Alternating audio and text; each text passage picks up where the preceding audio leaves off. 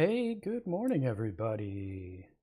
Let's get this Satisfactory going here. Boink. All right. We're actually on version 1.1 now, which means we have, drum roll please, controller support. I know, awesome, right? I actually played around with it a little bit last night and just for about 5 minutes, and it seems to work pretty well. There's a lot of controls that they had to map, so I can see why maybe they took their time doing it, but it's great that they finally did it. Let me bounce back over to, yeah.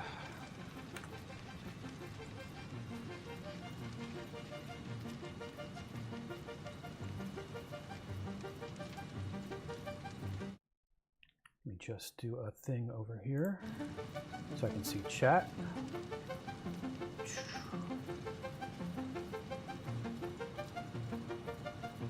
Just reading the chat here.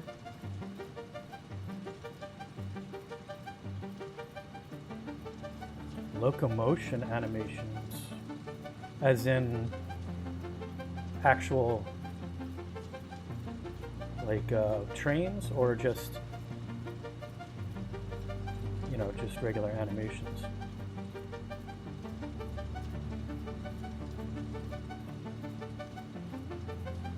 Yeah, I know, right? 7 years later, finally controller support. And you think that would be the very first thing they would want to do, because if they don't have that, it's not portable to any other platform, or the people the companies that are porting it have to then do all that extra work to try to get the controller. I mean, why not just do it from the beginning? I mean, especially a game like this where you're doing multiple things at the same time. It just makes more sense. I don't know. I have to say though, in the early part of the game, I didn't really mind it so much. I used to always game with just a control with a keyboard and mouse. But let me just mute that for a minute. Yeah, so I used to always just game with a keyboard and mouse, but this game gets intense after a while when you're flying around with a jetpack and you have to keep like thrusting, and then you're trying to do other things while you're multiple things at the same time with a keyboard and mouse is just not happening. So yeah, I'm looking forward to playing with the controller, even though I'm still awkward with it.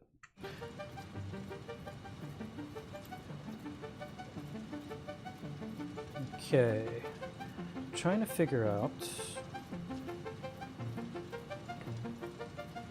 Oh, duh. Speaking of which, I was trying to figure out. There we go. Look at that. I'm using the controller. So let's load a game, shall we? Load this guy, day 2-2.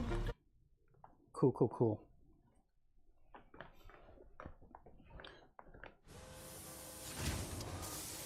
Here we are.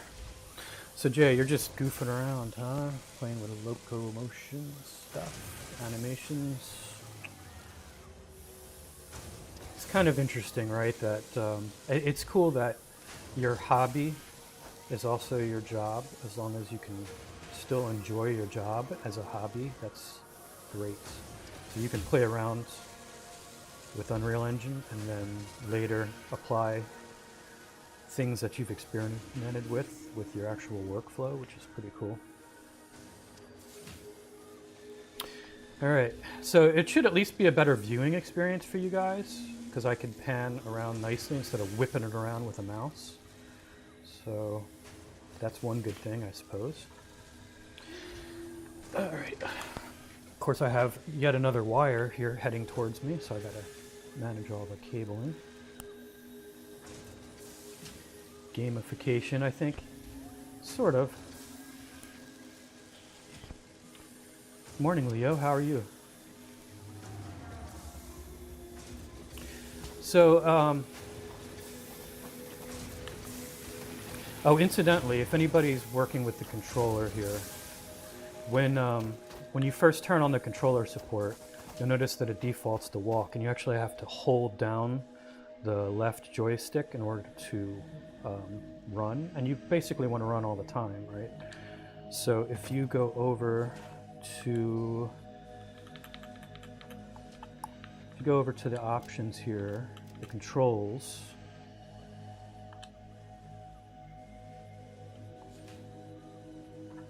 I believe it's controls. Yeah, hold to sprint. By default, this is selected, so you want to unselect it so that you can toggle between sprint and not sprint, and just leave sprint on.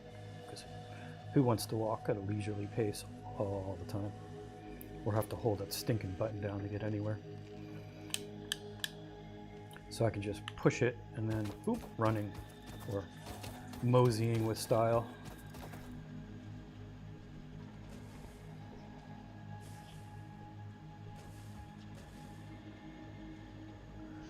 Yeah, same here, Leo. I forget where you're located at. I'm on the East Coast of the US, in sunny New Jersey here. I think it's supposed to be like 95 degrees or something today, some crazy amount. It was already 85 yesterday, which is not terrible, but getting a little hot. 95 I think is a bit much, especially when you're less than a mile from the ocean, so the humidity is 120%.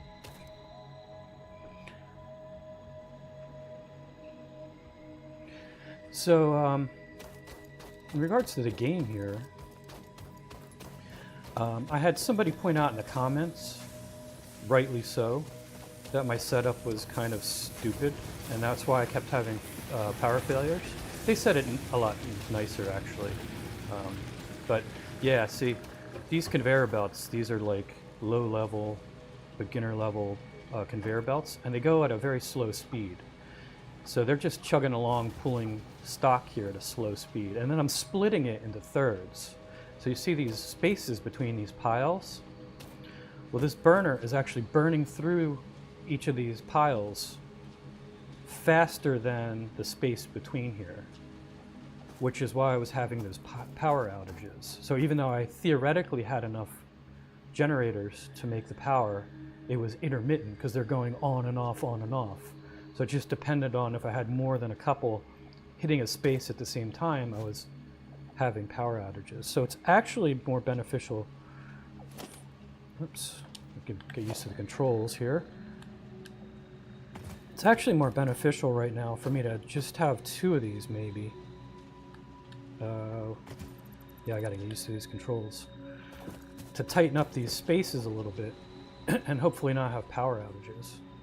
So I'm just gonna kill this guy off for now. And I'll do it with this one too.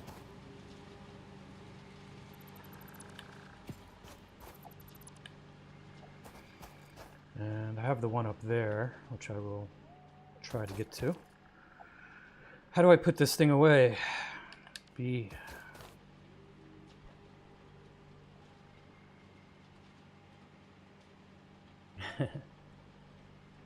Toronto. We're supposed to get up to 35, 45. I assume that's in Celsius, which is smoking hot too. Yeah, I understand. I don't know Frankenstein anymore. Who the hell uses Fahrenheit anyway? It's just for like weirdo Americans. You know, even in my daily life nowadays, when I deal with temperatures, with things like 3D printers and basically anything else, I use Celsius also. But for me, my brain's hardwired to think of outside temperature, weather temperature, as Fahrenheit. And to me, 35 doesn't mean a hell of a lot. I know around, 24, 25 is somewhat like room temperature-ish, I think. I don't know. I know that's pretty hot, but I just don't have a good feeling as to how bad that is without converting it to Fahrenheit, sadly. But, you know, it's all about what we're used to. You grow up in the sticks, in the bumpkin land of America. You get some weird things to deal with.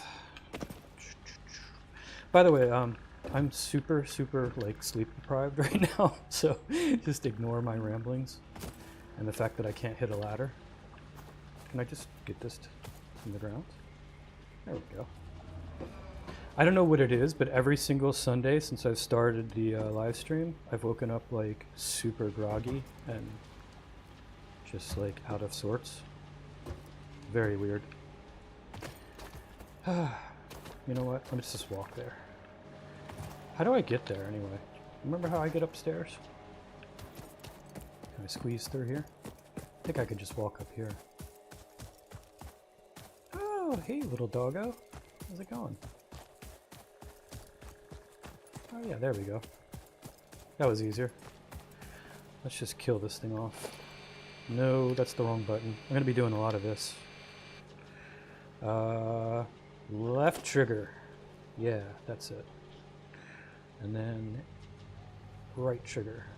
Boom. Right trigger. Boom.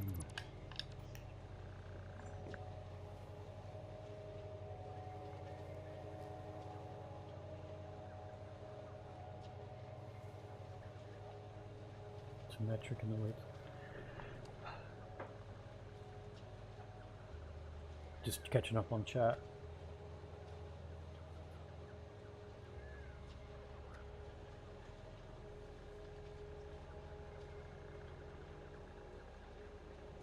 Changed here in Canada metric in the late 70s when I was still in grade school. It was a challenge at the time, converting miles to kilometers, but now I can't visualize the mile system anymore.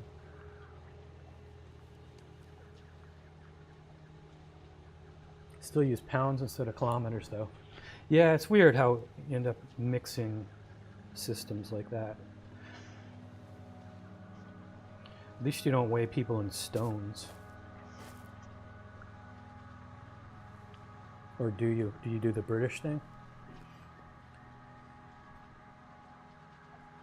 Yeah, see, I grew up with the, obviously the standard, whatever, imperial system in school. There was a big push that, we were going to switch to the metric system.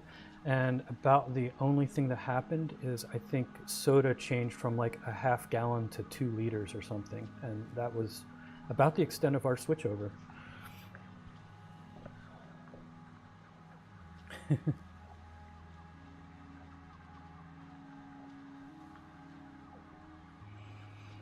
Yeah. I mean, speaking of the metric system, I do a lot of CAD work these days, both as a side job because I do prototyping and things like that, but also, at my regular job, I would sometimes use CAD, and we had this young engineer who was creating CAD files for our 3D printer, and he was actually modeling everything in inches, and it just completely freaked me out. Like, I would have thought that the education system would have beat that out of kids by now, even in America. Why the hell are you modeling in inches? It just doesn't make any sense. Like, it's probably going to be made in China anyway, and they're going to have to convert it to the metric system. Just learn how to use the freaking metric system. That's the default on my CAD system. It doesn't make any sense.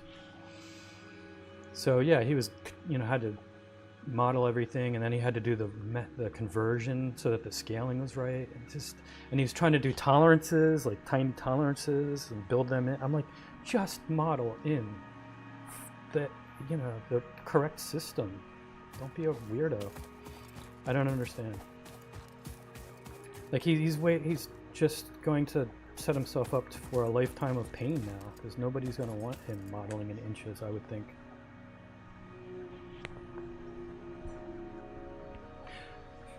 With that said, I learned in high school. I took a lot of and after high school, my first job was doing like manufacturing, doing machine work, right? And all our machine shop equipment was, of course, older stuff because it was in a school and then it was in a small company, so it was all in inches. So my brain, when I'm machining things, still thinks in inches, which is crazy. So like I even have like a CNC lathe and stuff like that, and a CNC milling machine, and they're based in inches. So when I'm thinking of machining things, I think in inches. So I am kind of guilty of the same thing. I model in metric, and I have to convert it to inches to use my machining equipment, which is kind of stupid, right? So we all have our failings.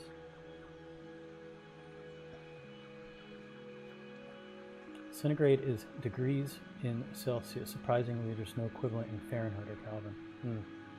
Gotcha.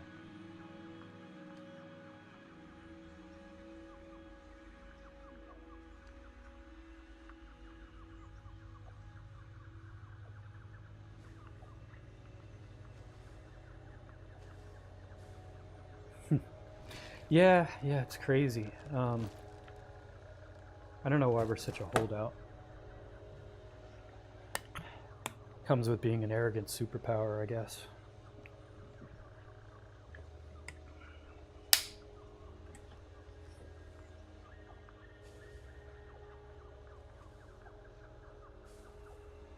Yeah, I remember that too as well. Doing weird conversions, or they had like conversion errors or something like that, where when they swap between one system to the other, they missed because, you know, the angle was slightly off.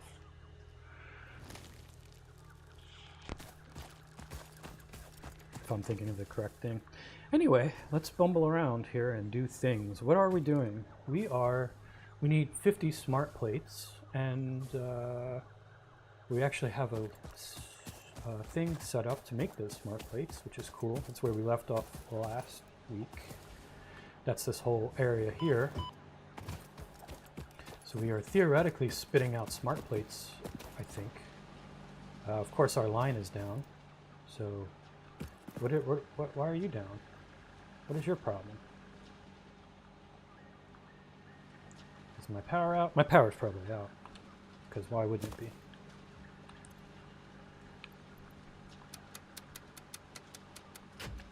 So yeah, anyway, to continue on, ooh, that's noisy.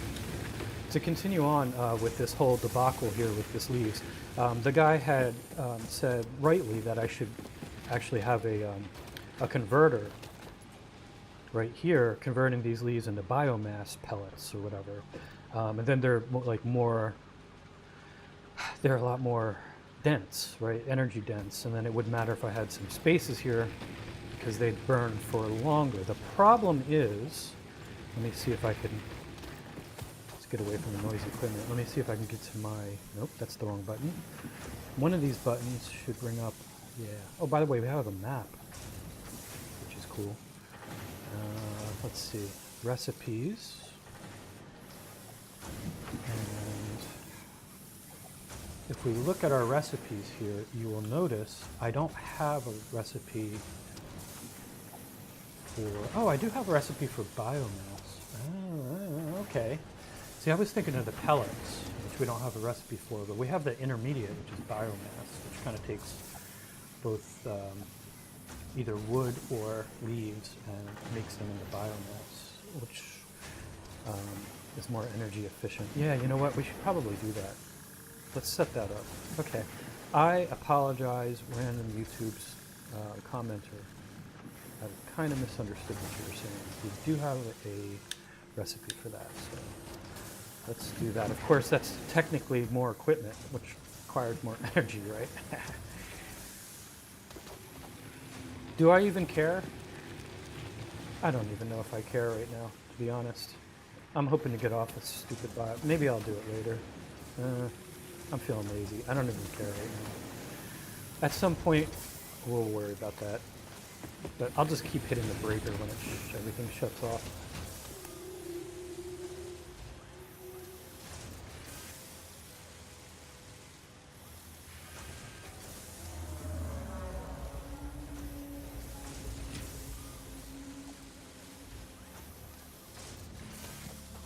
Just catching up with Chad again. Yeah, I think you're right about that, Leo. Gallons are slightly different. And pints.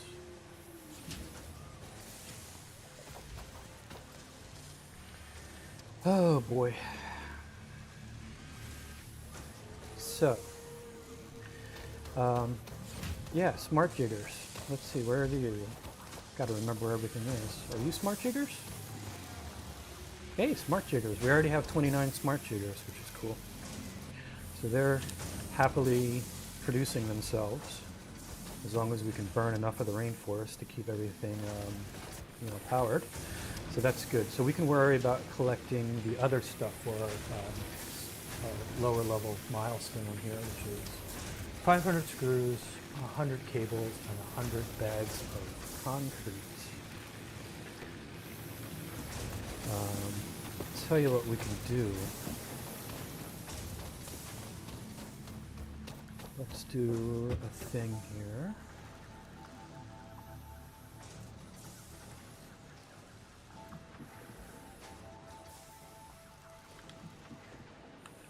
Oh boy. Gotta get used to the controller.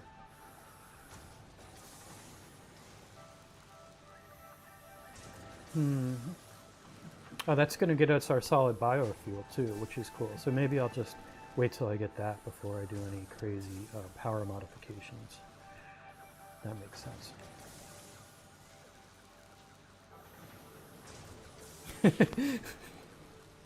Yeah, they get affected by that stuff.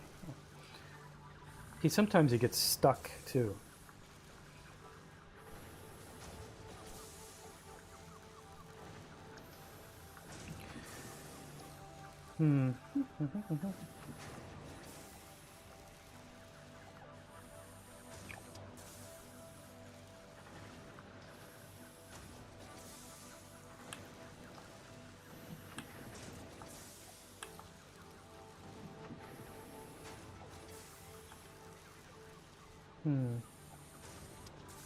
Well, I have no idea how to put that on my to-do list right now, so I'm not going to worry about it.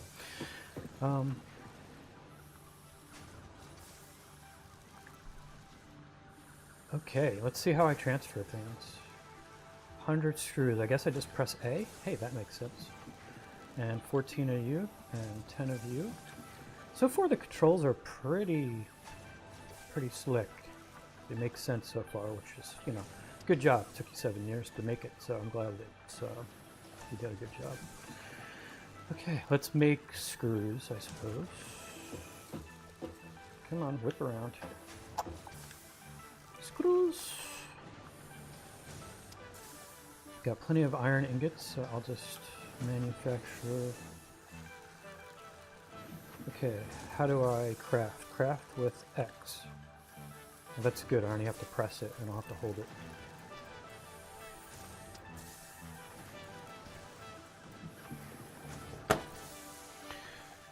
So Leo, what are you doing today? Any plans?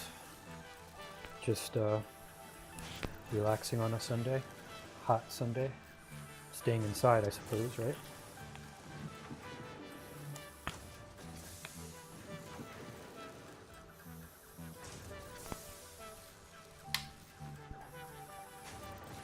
Oh, hey Jay, by the way, did you get to watch that translation video yet?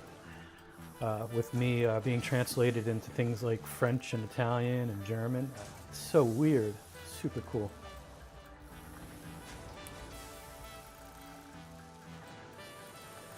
What game framework are you checking out, Jay? Okay. Screws. Let's make some iron rods. Craft.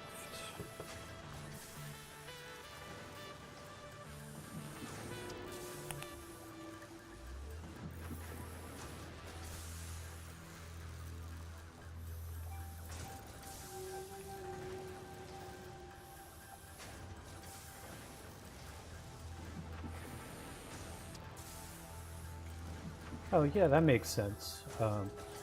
You would think that's how things would work naturally. That doesn't... I'm trying to think how it works in Unreal, but I guess you're right. It doesn't really flip around like that. Not natively. Story framework. Huh, sounds cool. I think I've heard of it.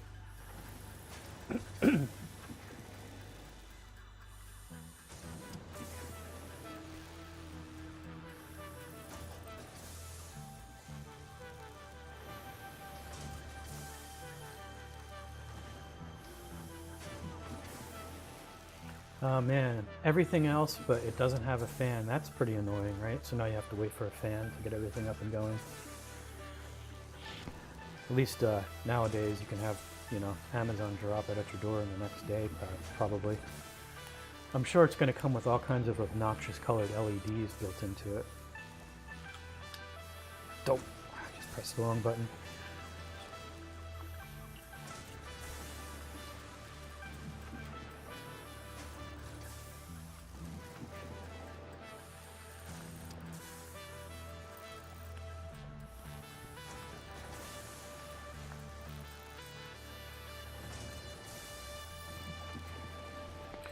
Yeah, it's always good to learn about new tools. Even if you're not going to use them right away, you can keep it in the back of your mind to pull it out sometime in the future if you need it, right?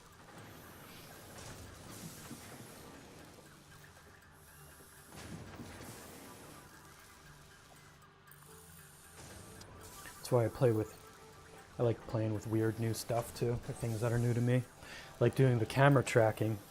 It's funny, I actually took that footage, with that thing I posted with the little tiny girl dancing on the table. I actually recorded that footage and a lot more footage actually back in 2022. So I took video and I also made some HDRI, some 360. I recorded basically environment lights, a 360 environment in multiple stops so that I can make an HDRI out of the environment. I recorded all of that back in 2022 and then never actually did anything with it until 3 years later.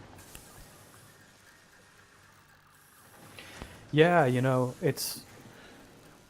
I think one of the reasons why I did little with it is probably because Blender annoys the hell out of me with camera tracking. And I'm sure it's my fault. Like, if I actually read instructions and learned how to do it, it would, I only watched a couple of YouTube videos and it worked for one project, and then everything else I tried after that never seemed to work.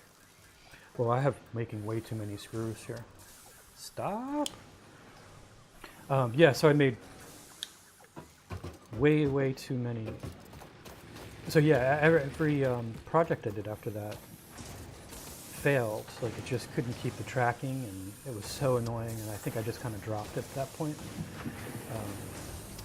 But recently, I spent real money on a real package. It's one of the packages that quote unquote professionals use, in actual movie industry and stuff like that. Granted, it's not cheap, but I bought a year of it just because it's something that interests me and I probably want to play with at least for a year. I figure after a year I'll probably get bored. So, but yeah, it made it super easy. I basically loaded up a video, click a big green track button, and it just tracks it, and that's it. And then I can export a camera, which has the actual perfect lens already, dialed in to match the film, and also the exact camera movements to match the film. I bring that into either Blender or iClone, and then do my camera tricks with it. So yeah, easy.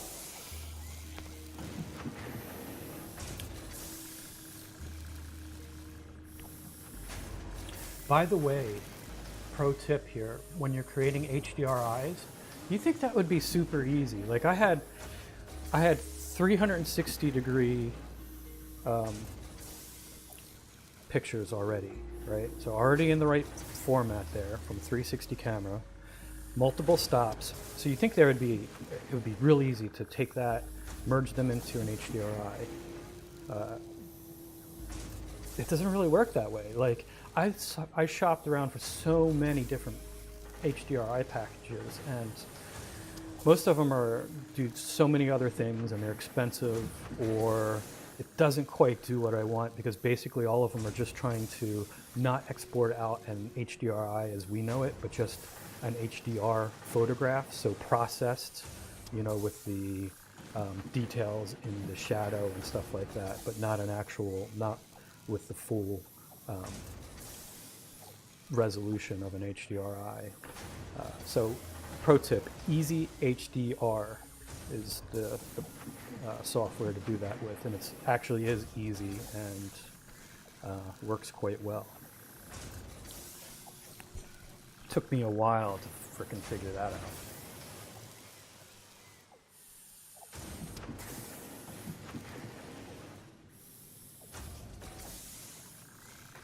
Yeah, I hear you, Jay.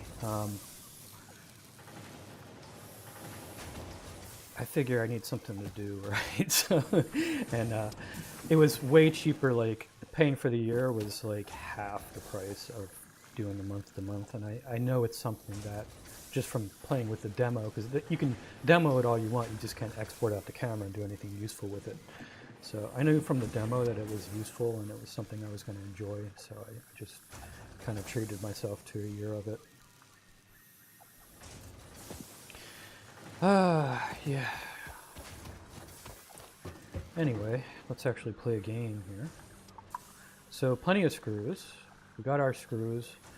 We need some cabling. Hopefully we switched our cable, our copper manufacturing over to cables. I think I did that before I stopped last week. But yeah, I always loved like video special effects, and I know like that video with the tiny girl dancing on the thing, like for a real VFX artist, that's like day one. But for me, I really enjoy that. I always like the idea of mixing the real world and 3D together. So I'm hoping to do more of that in the future. Okay, X for take off. Wow, thank you.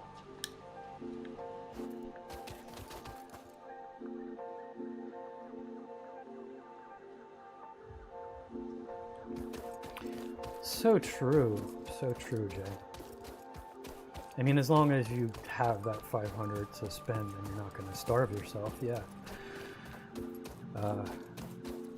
Right now I'm living on savings.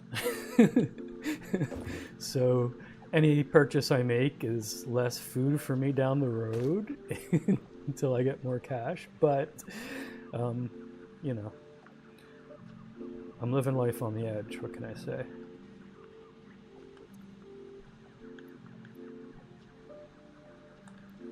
All right, now we need some concrete. I know our stuff shut down, but I'm not really worried about it right now. Actually, maybe I should be worried about it. Let's see if we have enough smart whatsits. If not, I'll turn the power back on. 47 of 50. Okay, we do have to turn the power back on a little bit. We might even run out of, I think we ran out of stuff to burn. We did, at least downstairs. Ooh, okay, how do I split? Split is Y. Boink, perfect. And now I think A is to select, perfect. Oh, this is not too bad. And then we can go to X here and select this guy. Oh, this is actually pretty intuitive. They did a good job on the controller support. Kind of works.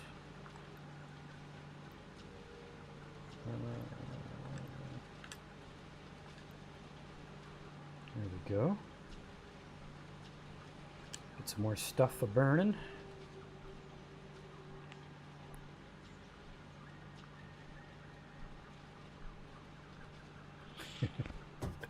Yeah, true. Now that I have the, now that I actually have the software, might as well use it, right? Otherwise, it's a big waste. Not to say I haven't done that in the past. I'm looking at you, Marvelous Designer. I always keep that going, although I don't have a subscription to it now, to be honest. But things like Marvelous Designer, I always think it's so freaking cool that I always try to keep the subscription up, especially if there's a sale on it around Christmas time. I think there wasn't this year or last year, so I didn't bother.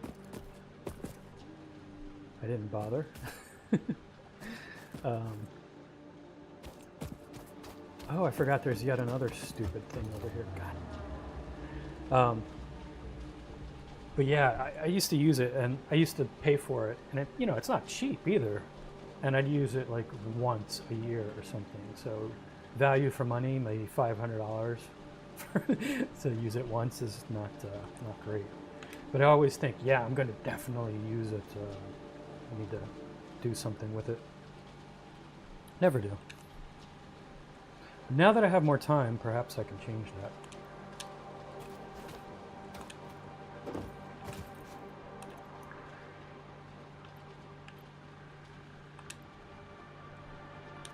I have to say, I mean, I like the controller. I do think I can probably do things faster with the mouse and keyboard, but don't tell anybody, okay?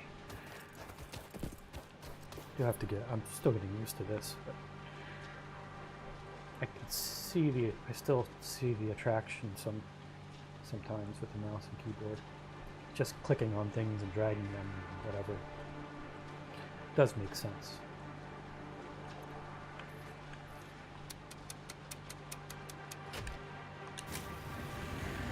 All right, power plant. Let's just hold it together for 3 more smart Lexes, okay? That's all I need from you. The jankiest power plant ever produced in this game.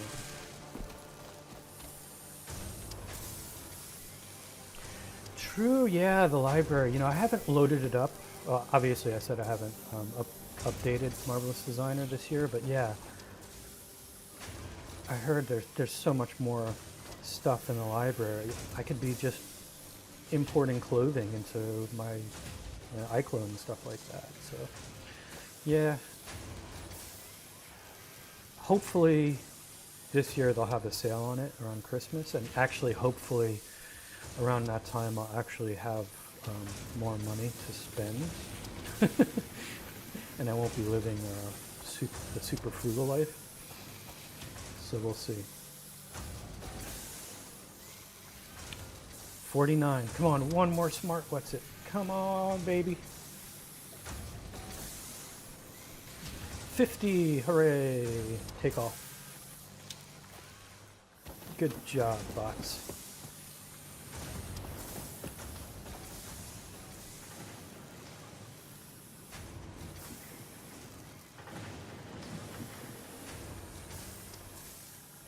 Yeah, you know, they really rope you in with Marvelous Designer. It is so cool, especially with you. You're doing so much with cloth physics and everything, and sometimes the only way to get it looking right is to sim it in Marvelous Designer and then, you know, export out that simulation as like an Alembic or something, right? So, yeah, I could see for you.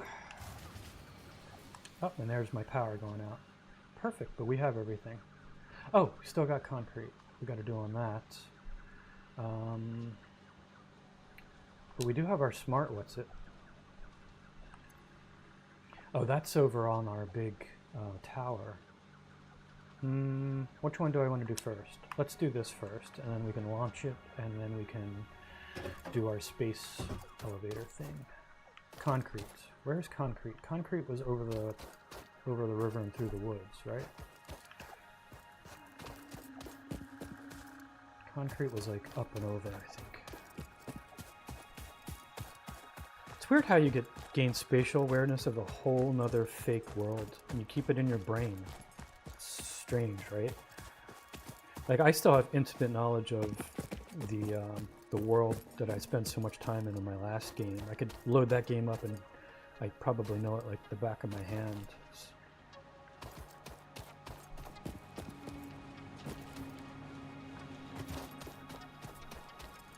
No, that's copper.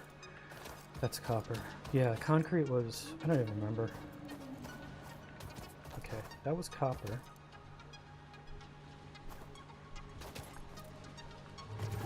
So, you know, I just proved myself wrong because I forget where my concrete was. I guess, actually, I do remember. That's the other way, walking around, other side of the space elevator. But I chalk that up to me being a little bit sleepy still. Definitely that.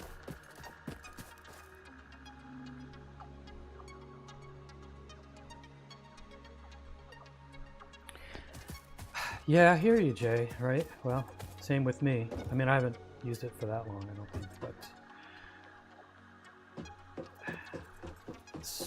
its entertainment value. I mean, you probably maybe didn't make anything directly off of it, but you know, obviously you probably used clothing with it, and you made money making YouTube videos on it and things like that. So indirectly you made money and had some enjoyment.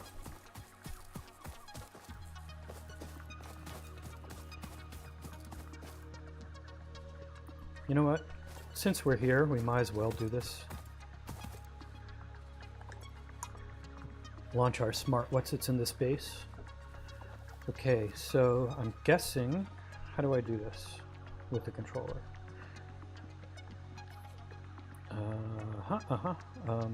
Trigger, I guess? No. Oh, I actually got to give it to it. That's fine.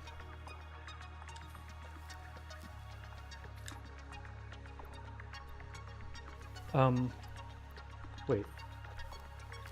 There we go. Ah.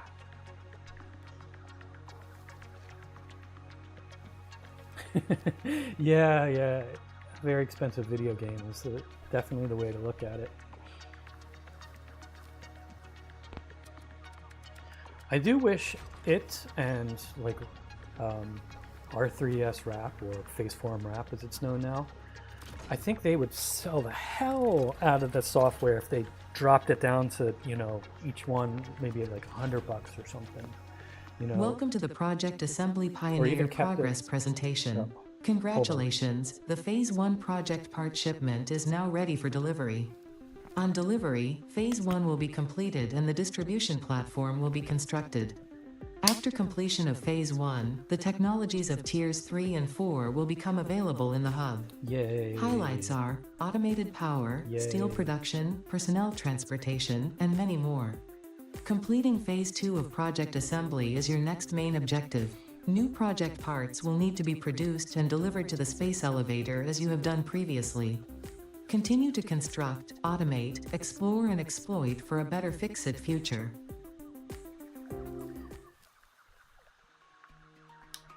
All right.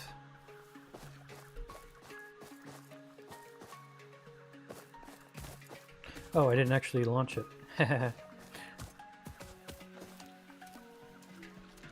Let's send it. You can watch the fun here. Let's get a good vantage point.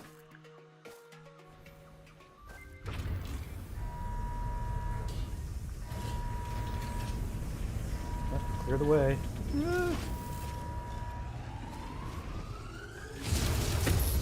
Bye-bye, little what's-its.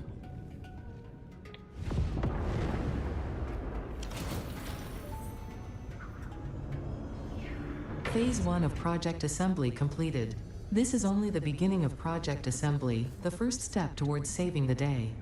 You have performed adequately They're building so far. very fast. Reminder, not only is Fix-It saving humanity, it is saving all of Earth, including kittens and puppies. It is statistically likely that you appreciate the continued existence of kittens and/or puppies. Continue the work for their sake. Continue the work for Fix-It. It is time to start the work on Phase 2 of project assembly.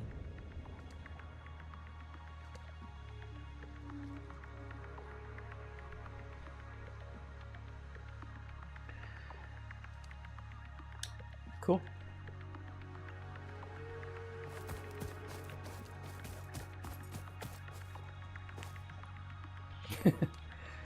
Come on, Jay. We have to do it for the kittens and puppies.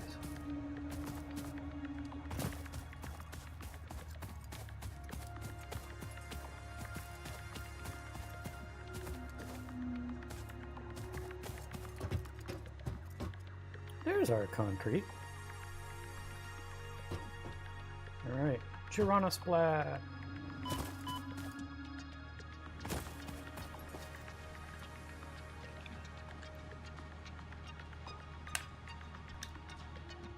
I think I'll take the long way around.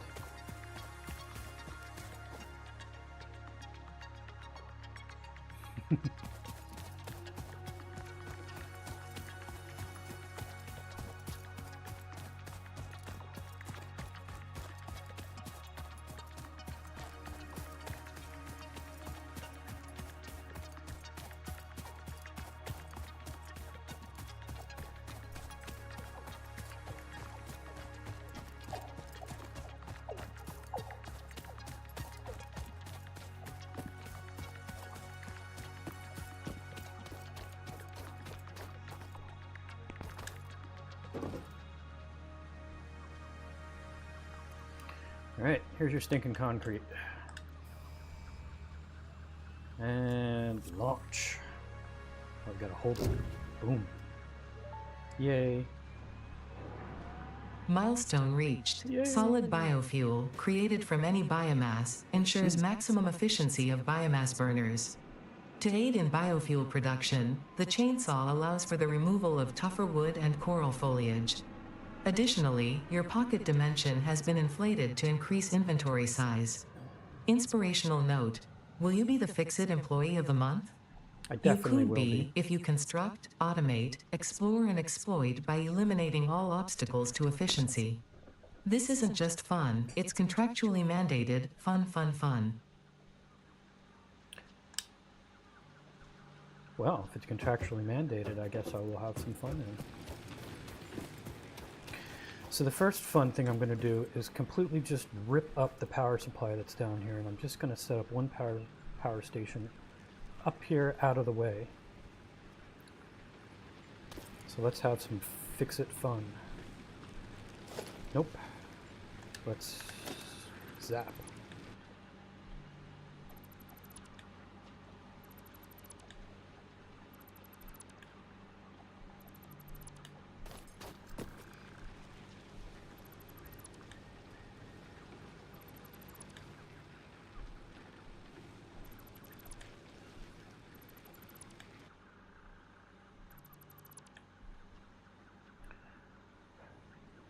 Right button, mass dismantle. I'm not sure what mass dismantle actually does. That kind of scares me. Maybe it's everything connected. I don't know. Not sure I want to do quite that.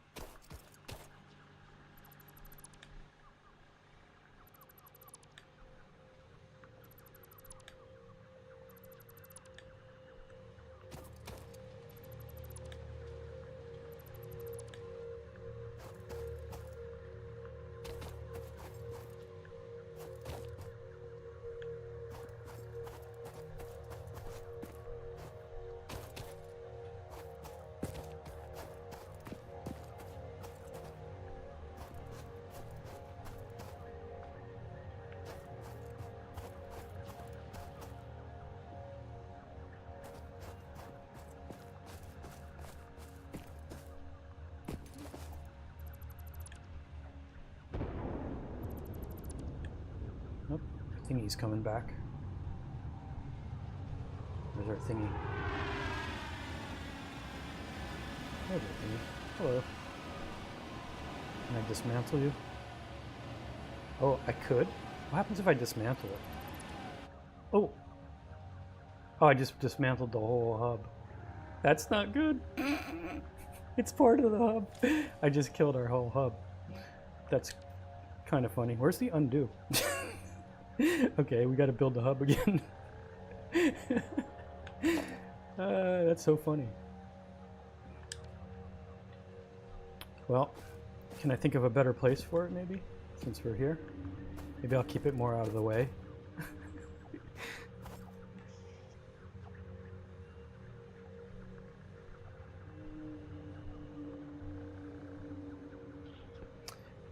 Yeah, right? Like the Talus principle, right?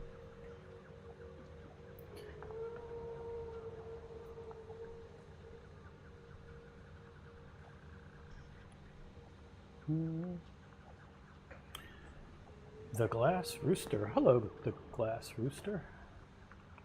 You can hold right button and it will highlight what you look at. You can then delete all at once instead of one at a time. Gotcha, gotcha. Thanks. Welcome to the stream. I am playing this, but on like a half a brain right now because I'm sleepy, and it's more of something to do in the background as a hangout. So, you know, please forgive my sloppiness in gaming here. It's really just as a time sink on a sleepy Sunday morning. But hey, nice to see you. Welcome to the stream. Are you like somebody who actually watches any of my videos and stuff, or just a random person interested in Satisfactory?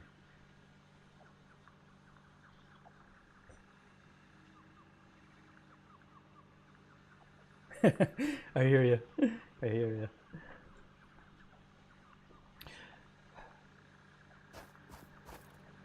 The other thing, you know, this is my second time around. I played once through, you know, on the regular beginner level. Super enjoyed it. One of my favorite games of all times, actually. Playing through again on the, where they drop you in the middle of slightly more challenging terrain here, so you have less room to work. And I'm also getting used to the controller. But it's funny because now, you know, the game was a little challenging and annoying the first time you play because you're not quite sure what things are going to be useful later on. You know, like you may set up a factory to produce things and then you're not sure if you're ever going to use them again. But after playing the first time, I realized that, yeah, pretty much anything that you make once, you're probably going to end up using again at some point.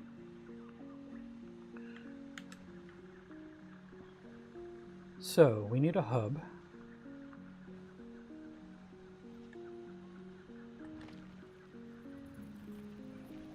How do I want to arrange the hub?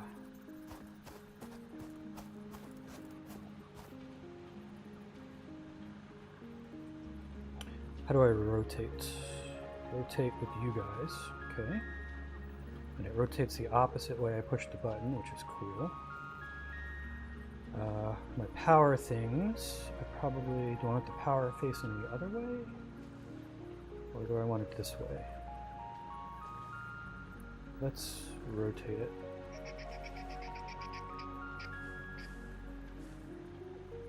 Making sound effects with your mouth makes things work better.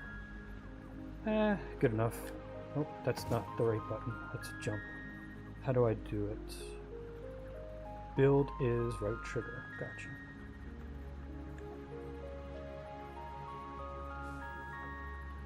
That's...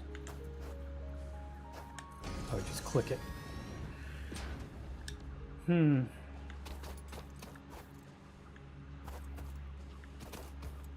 I got a hub again.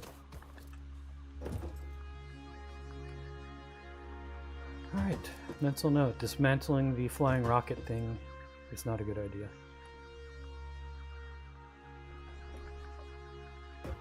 Let's catch up on the chat. Just randomly saw you on live. Well, nice to randomly meet you. Yeah, it's like Nautica, No Man's Sky, and maybe a little bit of Portal with the, you know, sarcastic robot person in the background. Hey, Deviant.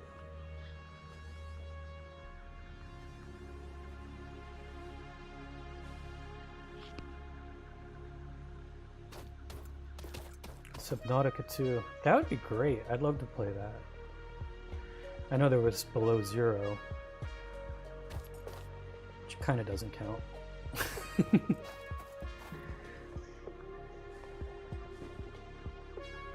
What are you up to today, Deviant?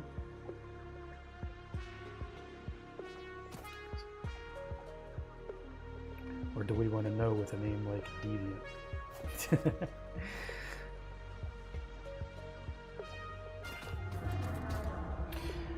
What am I up to? I guess I got to get my next milestone. That would be a good thing.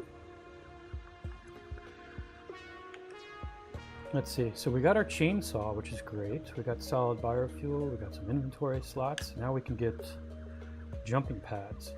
Whoopie-dee-doo. I mean, that might be helpful temporarily. Anyway, let's do it.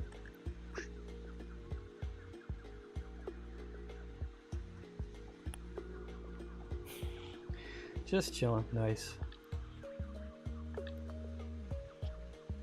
Is it super hot where you're at too?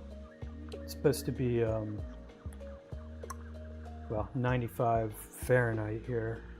You'll have to do the math to figure out what that is for the rest of the world. But it's supposed to be pretty damn hot. And I'm in the northern part of the US, so it's, we don't get that a lot. Usually more towards the middle of summertime.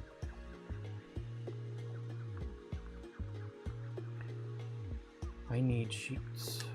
All right, let's deal with our power situation, I suppose.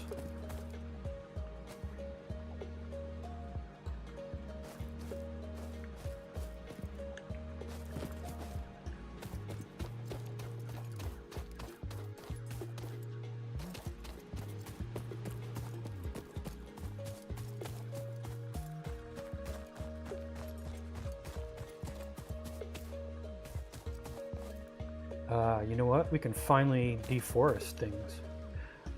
Oh, no, we can't. Because the chainsaw, if I remember correctly, runs on...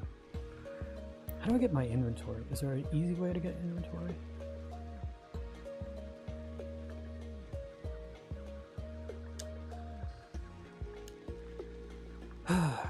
Let's see. Why? Why is inventory? We have to make a chainsaw, I think. But I think it runs on solid biofuel, so we actually have to create that first.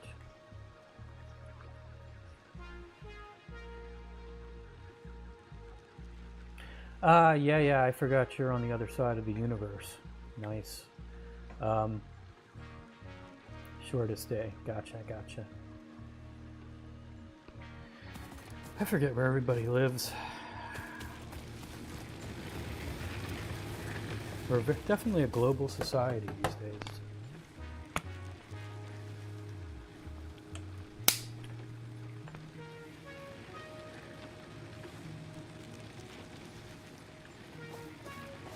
Alright, let's just kill off all this stuff.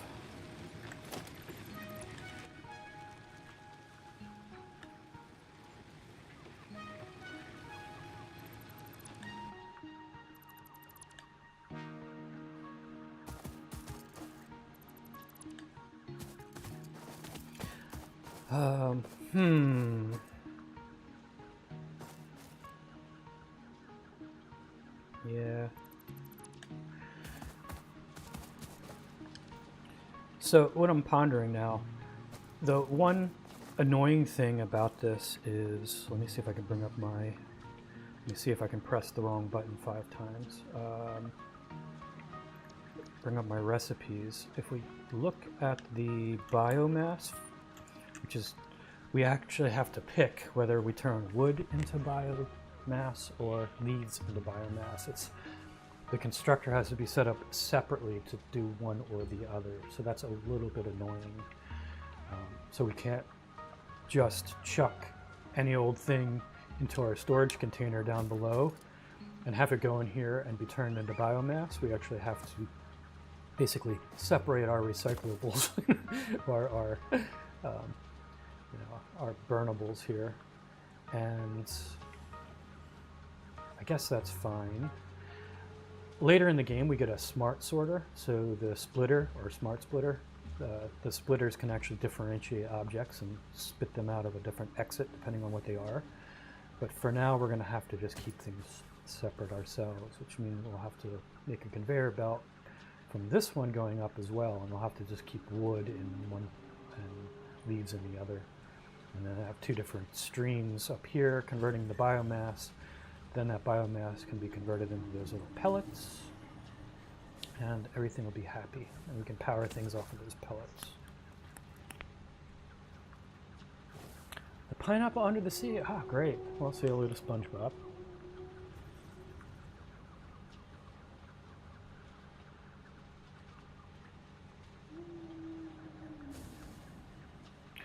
Yeah.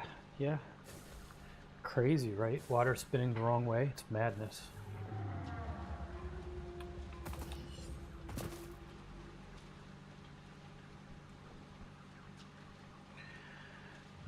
Okay. Well, let's do the conveyor belt. So, how do I do a conveyor belt? Left button. I like how they label things for you so you don't have to guess. So left button, which is this thing. No. Do I hold it? I hold it. Gotcha. And then I can just select something like that. Yeah. Okay. That's not actually what I wanted, though. Let's try it again. I actually want conveyor belts. Okay, okay. That's cool. Eventually I'll get used to this. Alright. Wah! Maybe I won't.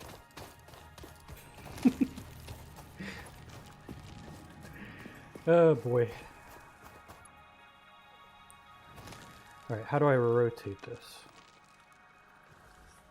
I want to make a spirally thing like that. So, rotate, I'm guessing the same way I rotated the other things, yeah? And of course it does the wrong opposite way, just like the other thing. That's fine. Just do it like that, I suppose. And if I click it once,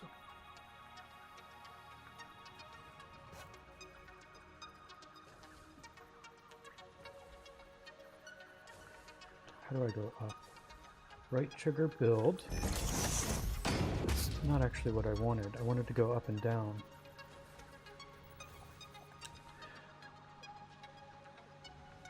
Stay tuned, everybody, as Brian builds a conveyor belt for 1 hour.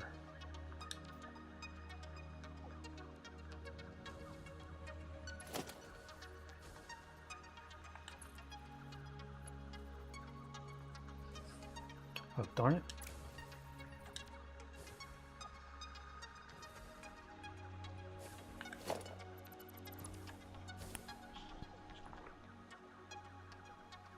Yeah, called the Coriolis effect, I believe, right? Same reason why cyclones spin opposite directions depending on which hemisphere they're at.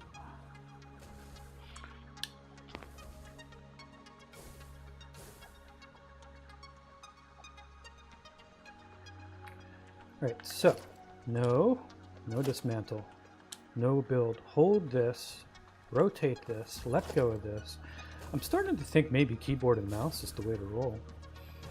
Maybe they had something for the 7 years. Just saying. I'm sure it's just because I'm not used to it yet, but... Alright, then click, and place, and do the fiddly thing here. Now,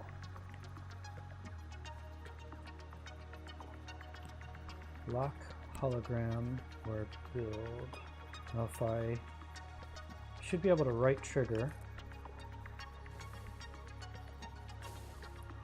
How do I go up and down?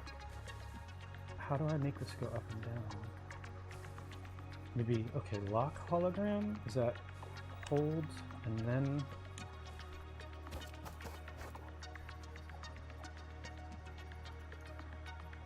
vertical nudging, right button? Is that?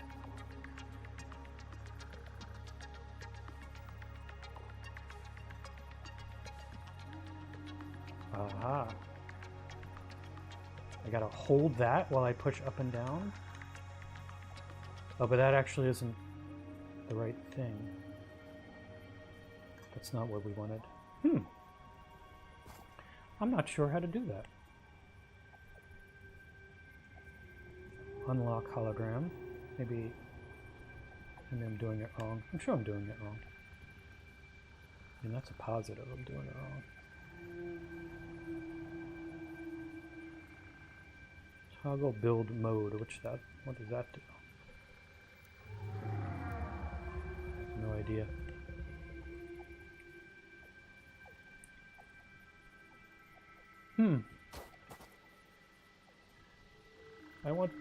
I just point it up.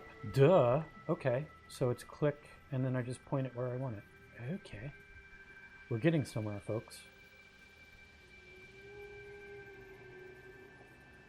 Nice. Okay, and then I just left click. Okay, so left click, then just point it where I want it height-wise, and then left click again. Super easy once you know. When you know, you know.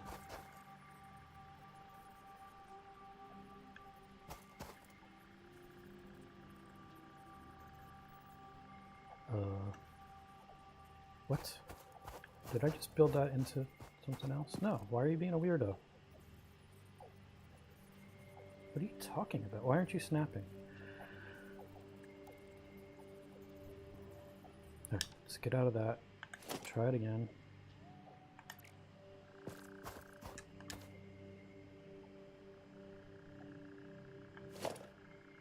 Oh, man. Hey.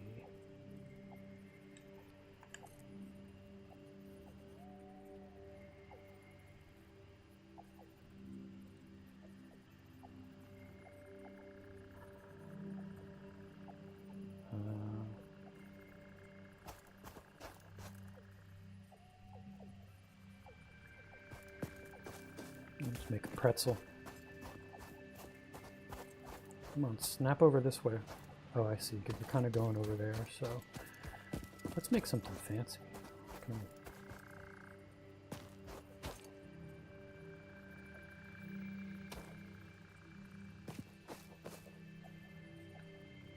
on. I didn't think that one out. Shocking, I know.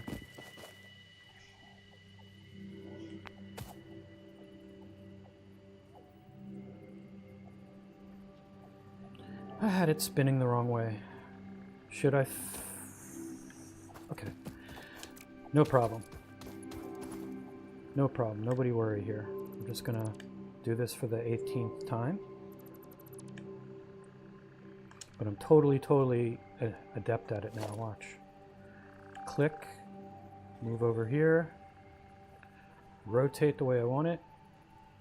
I said rotate the way I want it. How come you're not rotating? You're making me look bad here.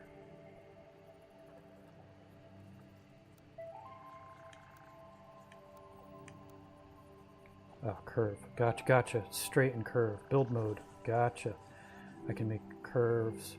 That's something they added, I think. Maybe it was always there for conveyor belts, but something they made for piping. See the build where it says conveyor belt Mach 1 and then it says build mode curve. I can switch that to straight, supposedly. Maybe I can't now. And it'll just try to do straight lines instead of curves.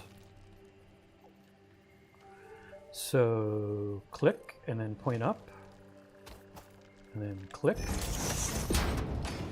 and then attach, and then whoa, curvy, super curvy, weird. That's cool. That's wild looking.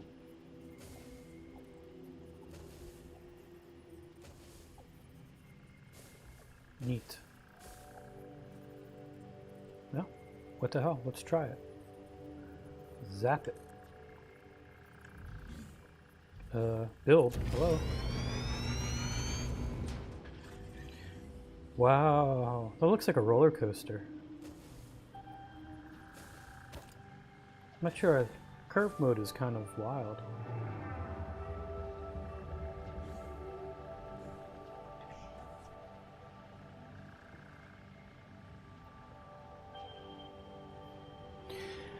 So Deviant, what I'm puttering around with right now, we're rebuilding our power supply. Right now we're kind of using primitive technology in that we have to, the only way we can power our machinery, so we have all this machinery sitting here, the only way we can really power it is by cutting down and burning all the foliage around us. So we can do that directly. There's burners and we can just shove leaves and wood into it, but we now can convert the leaves and things into something just called biomass, just a generic thing, and then we can convert those into fuel pellets.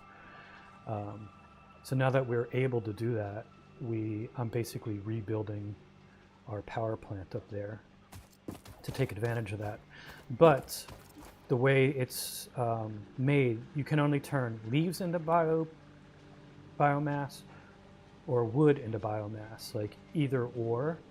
Like the machinery can only process one or the other. So I had to make two different These are storage containers, so I can fill one with wood, one with leaves.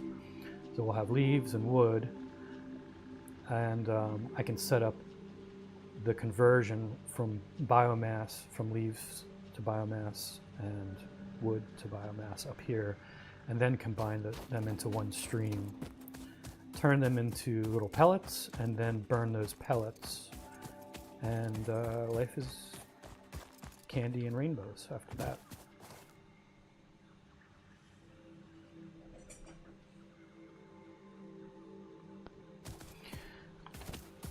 But before that, I need to have a sip of tea. Pardon me.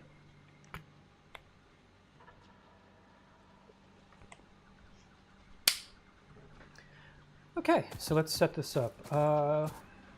We want the bottom one, which is this one. I think I'm going to do the bottom as wood. In my brain, wood is heavier, denser, and should be on the bottom, right? That's the way I'll think of it. I'm sure I'll forget, but we'll do that. I want to cut down trees to make room, but I can't cut down trees because it requires the fuel pellets that we're about to make in order to power the chainsaw, ironically.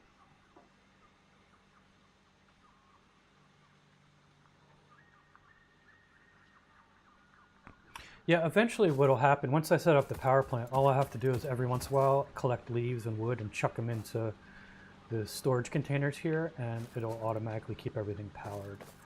We're just basically remaking my power plant. Okay, so, boink, no. Boink. Organization, storage unit.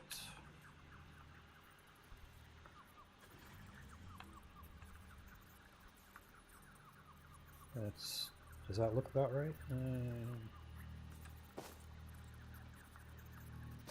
Sure, whatever. Why can't I build that? Missing material? I cannot possibly be missing materials. I dismantled half of the universe. How am I missing materials? Bastard, coated bastard. Steel plates, huh? I guess I fed them all to my stinking milestone stuff and didn't keep any for myself because I'm a big dummy Dumbo. Let's ride the roller coaster down. Whee! Wow. Okay, and I bet I have... let's see if I have any made.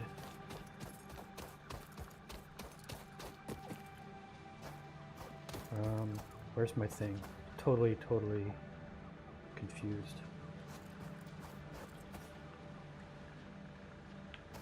Oh yeah, I took all of that down. I'm just making these. So I actually don't have...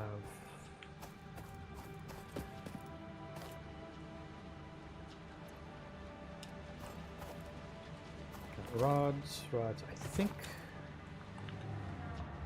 steel, iron plates should be here. I shouldn't call them steel because they actually aren't.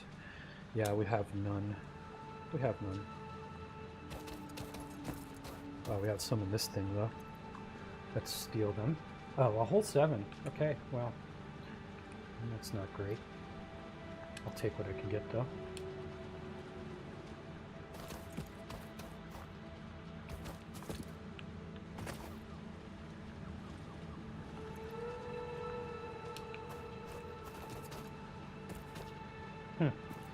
All right, well, whatever.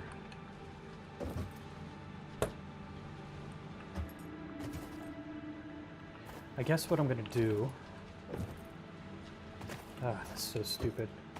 I can't take back from my milestone, can I? I don't believe I can.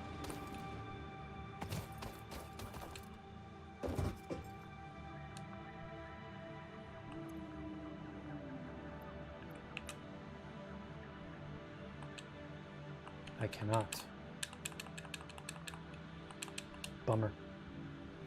Alright, I guess we gotta power up the factory, but we'll turn off smart what's it making. So, let's see.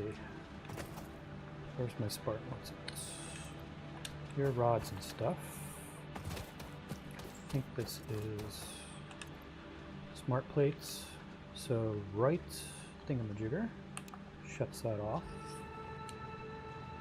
Actually, we don't even need that. We can keep that on.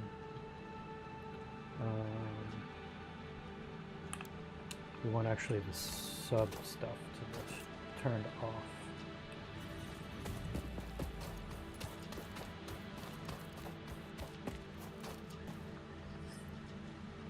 So no, basically want no reinforced plates. Turn that off so that our iron plate production will back up, will accumulate a little bit. So here's where our iron plates are made. They're stored in here, but they're immediately used by this machine. So what I'm doing is shutting this machine off so that these iron plates will accumulate. For those playing along at home.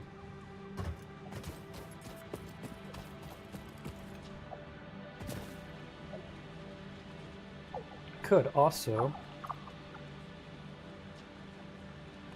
well, never mind. I wasn't smart enough to store any of those. Nope. Okay, that's fine. That's fine. Totally good. Let's flip the power back on. Oh, we don't have power. Oh, wait a minute. We're in a catch-22. Yeah, we're gonna have to do primitive technologies.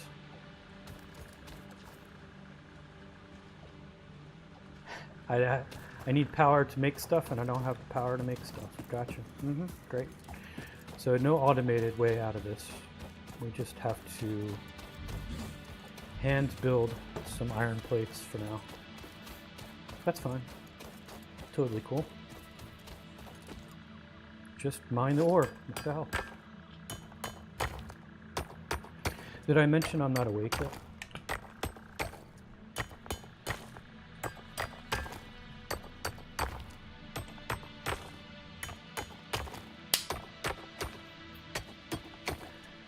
So there's basically a little workshop where we can hand build some rudimentary materials and stuff. So I'm able to hand mine this and smelt it myself into little ores and then make those into the iron plates that we need.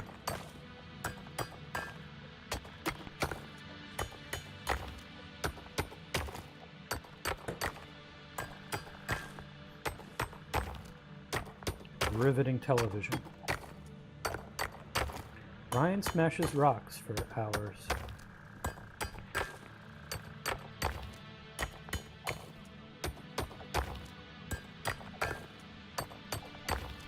We'll go to like 200 and then call it a day.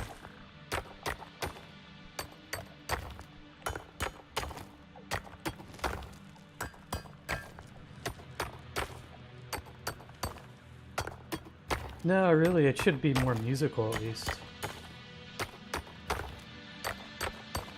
I don't care. I don't care.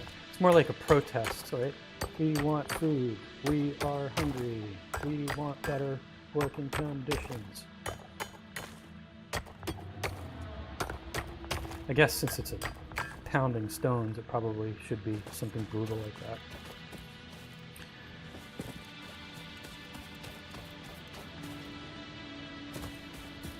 Okay. The old-fashioned way. Tinker in the hub here. Boop. And now we sit and craft these things. Turn our ore into iron ingots. Then we turn our iron ingots into iron plates. And then we can continue building our freaking power plant. Rock you.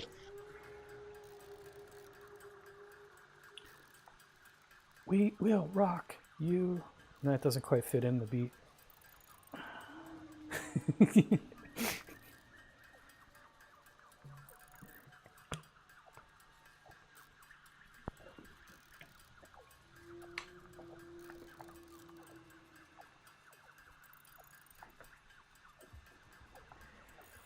Oh, boy. Hey, are you guys interested in seeing, like, what this looks like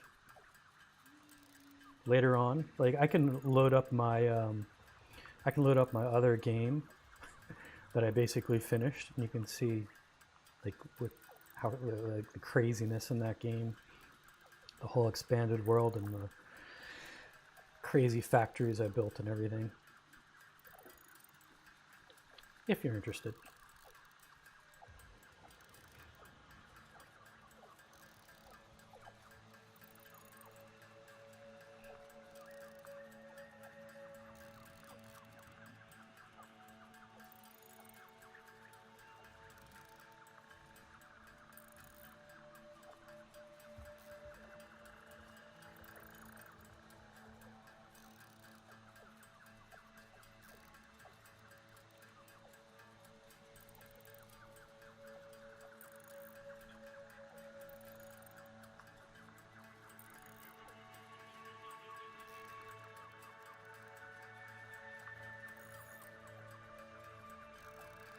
Yeah, maybe I'll give it a go. It's a little more interesting, just so you can see kind of where things lead. Yeah. All right, we'll show that off.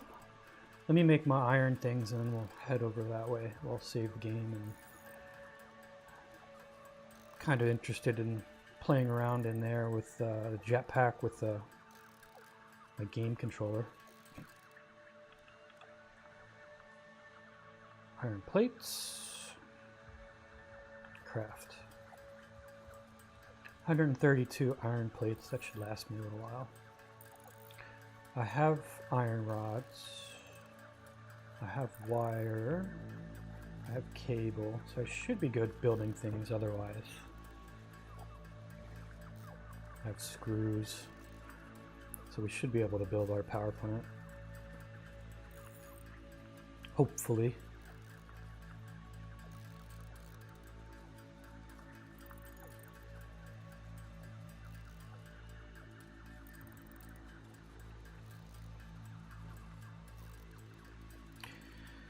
I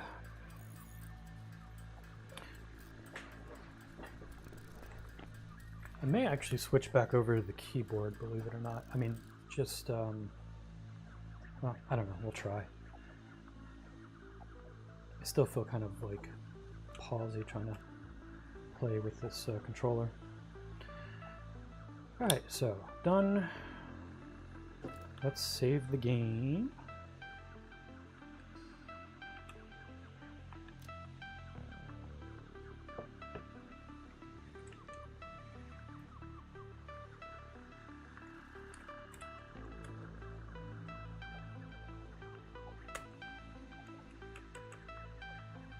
What do I have?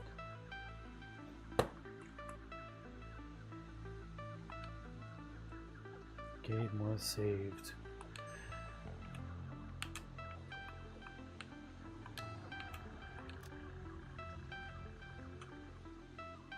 All right, doing stuff. I guess I completed it in 35 sessions, 35 days of playing.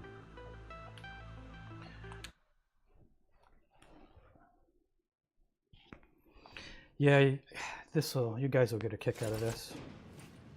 All right, I'm actually going to switch back to the keyboard temporarily, just so I can show you around and be a little more adept at it. I know it's blasphemy, but I'm going to do it.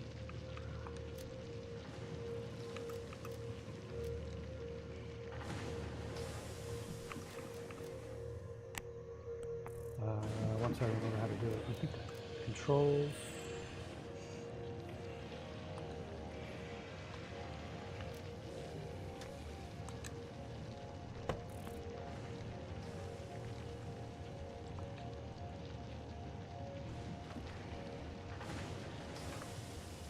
Hello.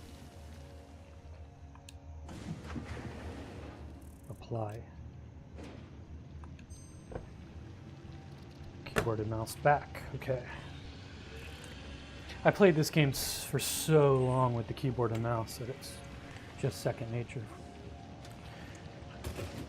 All right. So, welcome to my world here.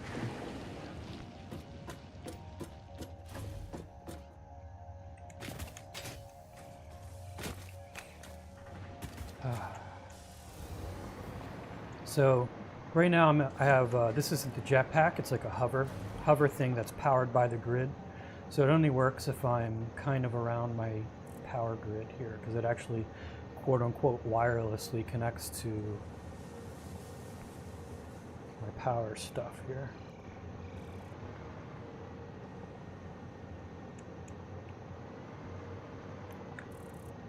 Boy, I kind of forget the controls a little bit. Okay, yeah, so this is my hub. This is my low-level iron plant.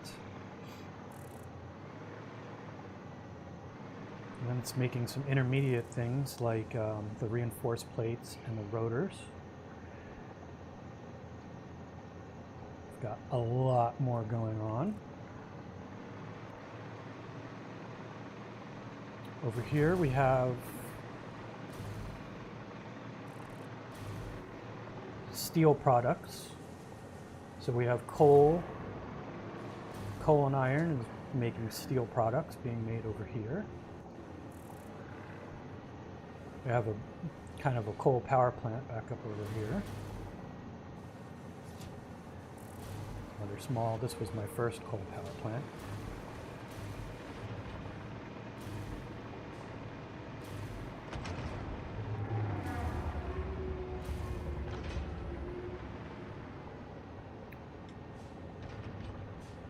This is Copper Valley here, so my copper products are made here.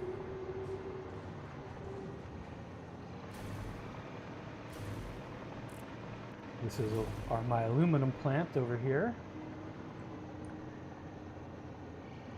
And we have, this is basically Silicon Valley, so we have plastics, coppers, basically all kinds of things going into making higher level computing equipment, like, well, computers and other kind of crazy things like flight controls and things like that. How do I go down? I forget how to go down.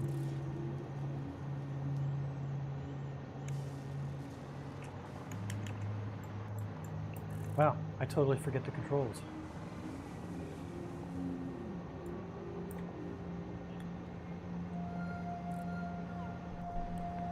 Yeah, you know, a lot of people build more rigid factories, but I kind of liked the organized chaos method. So I sort of like building into and around the terrain a little bit more than, because you can set up a lot of these iron plates and you can even build walls and floors. I actually like the open floor plan. This is the super advanced area, so I have like particle accelerators and other crazy whatnots over here. So this is like late game stuff. Yes, I have delivery drones bringing things around, because we're very high tech here.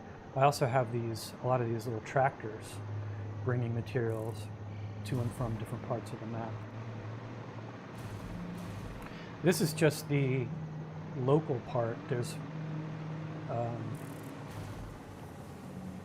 soon as I remember how to get down, I'll see if I can hop into a car or something and we can drive to another part of the map.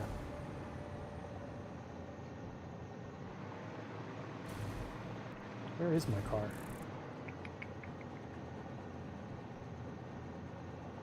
Dude, where's my car?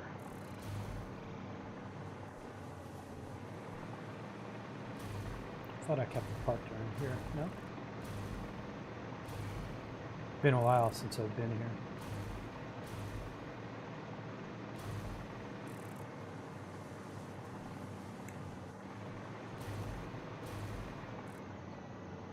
Where's my car?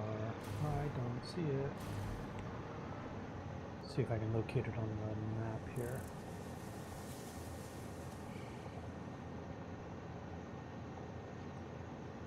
Aha, Explorer.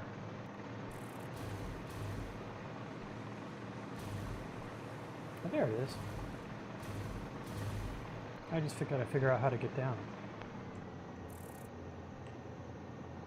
I totally forget.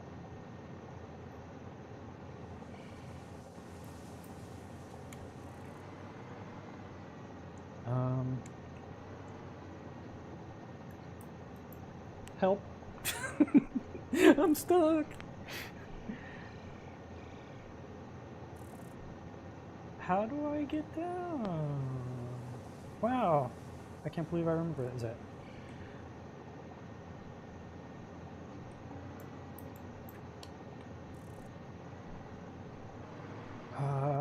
C, X, no. C all the way. Sure.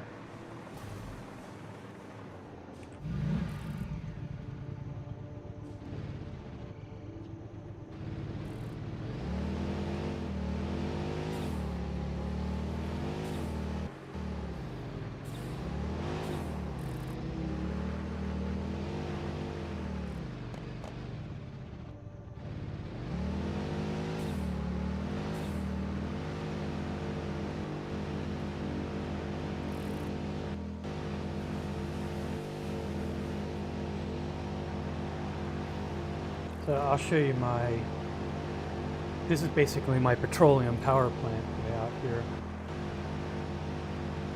Oh, did I just miss the turn? If you're wondering what these little blue triangles are, they're the automated route for my tractor.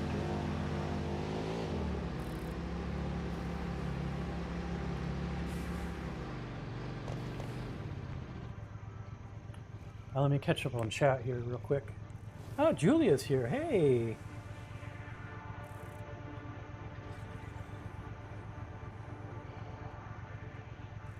Yeah, Julia, we're on a different game.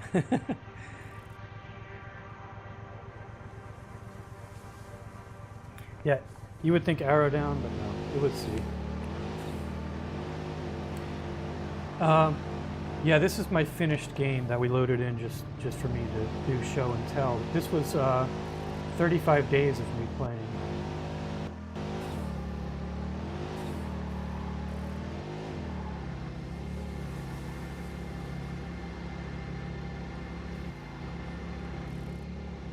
And I was hooked on this, so there were fairly long days. Probably mostly played it on the weekends and played like all stinking day.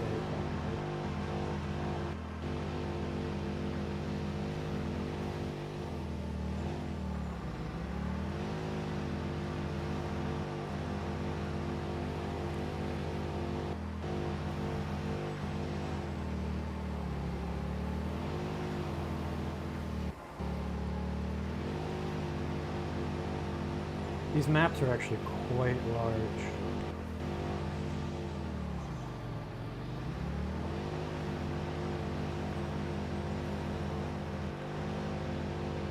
Almost there.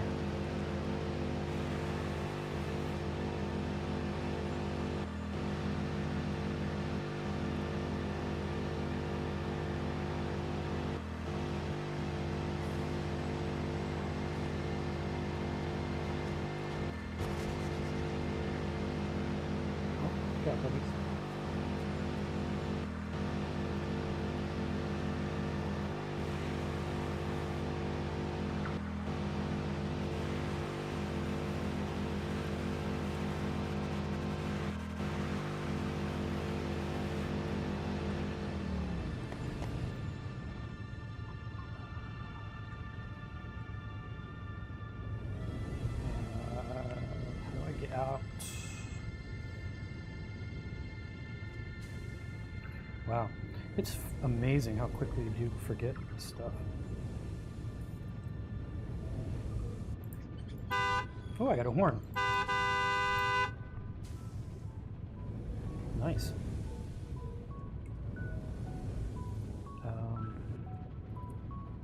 Hello? How do I get out?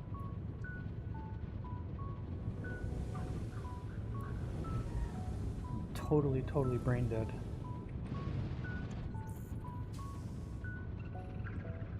Should be what? E, right? E is using things. Gotcha.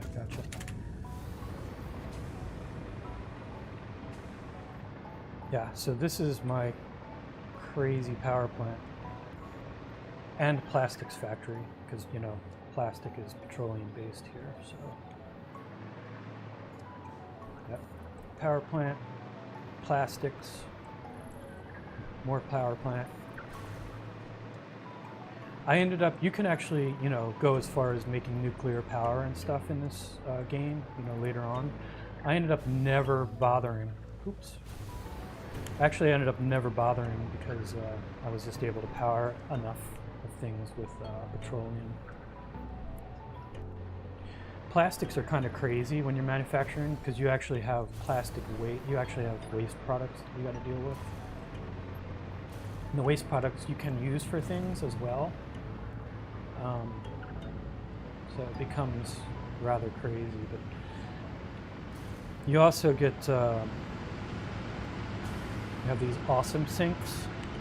So basically excess stuff, waste products, things like that that you might not use, you can send over to a waste sink here like this, and you collect points, and then you can buy things in the store with it. So you're rewarded for wasting resources.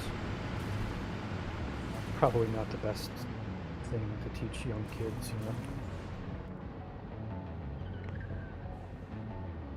All right, let's switch over to my jetpack.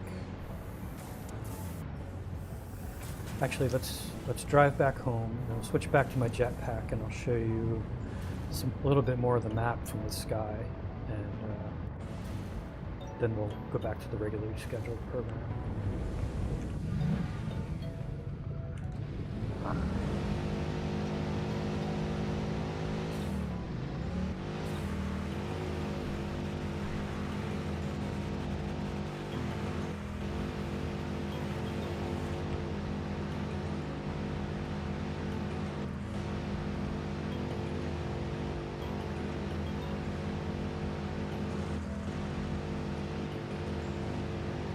In case you're just kind of wondering, this is the map.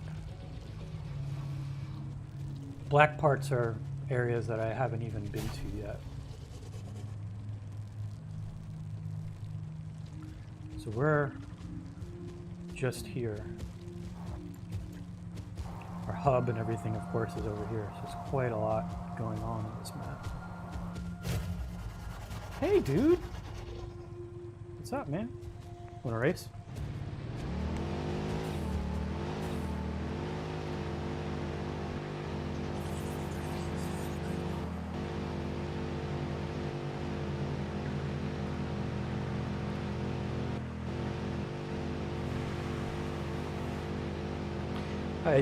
I like the fact that after you finish the game, you can still putter around and do whatever you want.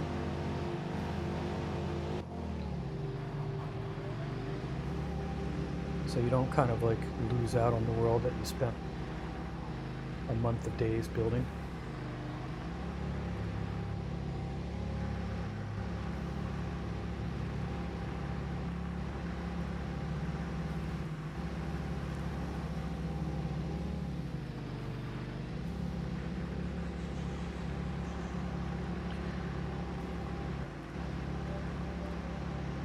This path I actually forged out before I even had a jetpack.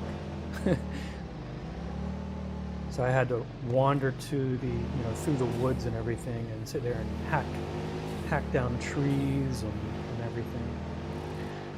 One nice thing that was added to the game, these things are essential. I could basically turn the whole world into one big power grid and connect long distances with electricity with these guys.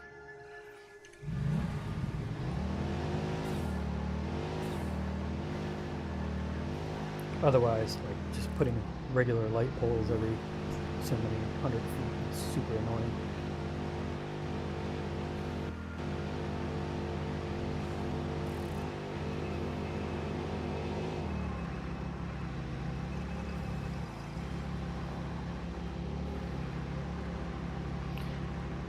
Yeah, it's nice to have a car. They start you off with the little tractors and you have to putter around with them. Later on you get the car.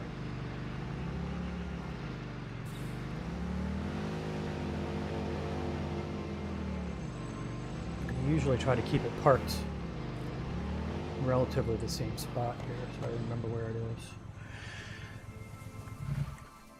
All right, let's see if I can remember how to do the jetpack now.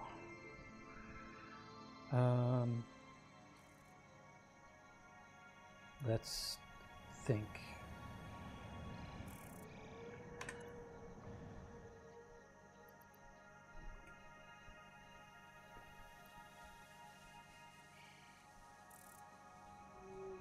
Oh, I guess I gotta just switch it out, my equipment. Okay, switched out. We got some fuel.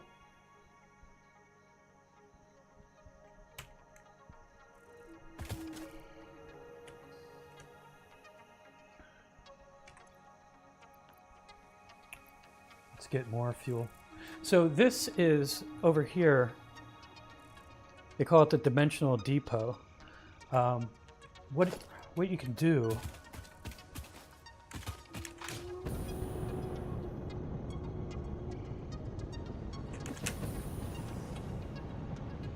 see if I have an example of any. Of course, oh, there we go. So the jetpack, you got to hold spacebar or press spacebar to burst it, and you see that you run through fuel, and after a while, you crash. But see this guy on top of this storage unit here, this thing here? This is a dimensional depot uploader. So we can send things into it, and they'll get stored in basically, it's almost like cloud storage, you could say. So it gets uploaded here, and we can access it through our inventory system. So that when we're out and about, we're building things, we don't have to worry about running out. Because if we have automated stuff feeding it, we can just go here, and if I need more fuel, I can just grab more fuel. Done. And then this will slowly fill back up.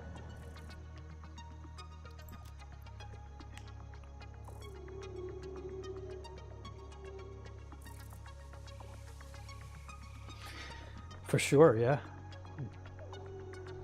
Dimensional storage. I would love that in my closets.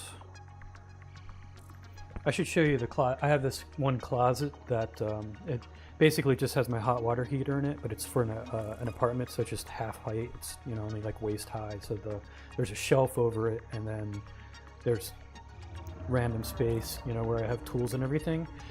And have you ever been to like old time arcades where you have that game where you just chuck a coin, you run a coin through a slot, and it lands on a pile? And then there's like a wiper that keeps pushing that pile, and if it lands just right, it'll push the pile forward, and the stack of pennies will come falling down, and you get, or quarters or whatever, and you get however many quarters fall down. That is what that closet looks like. I'll have to show you a picture of it, but I just like kind of open it up and chuck things on top and then close it real fast. So dimensional storage, I think, would definitely help it, especially if it sorts it out for me.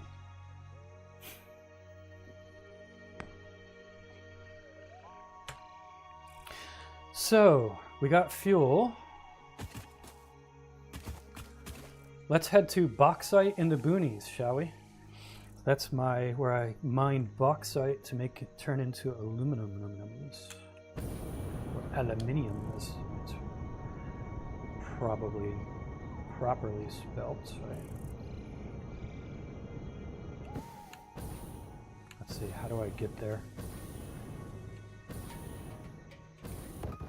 Uh-oh. No, I'm gonna splat. Can I switch my fuel source?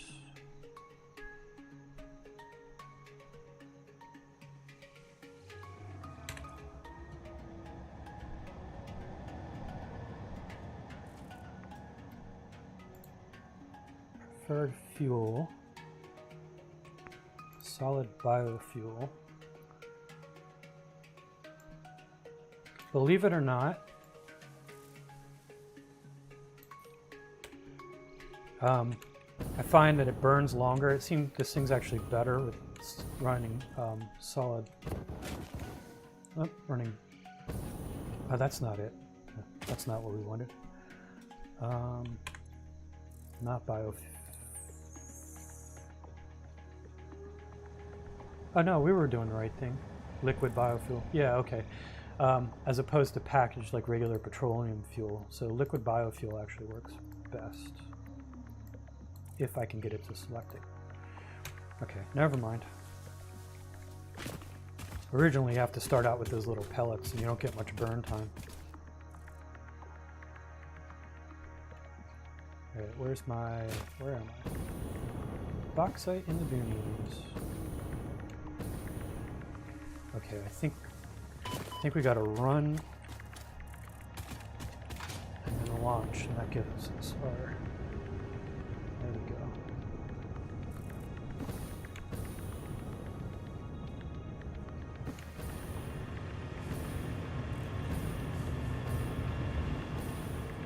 This is water collection, by the way. You need water on your coal plants.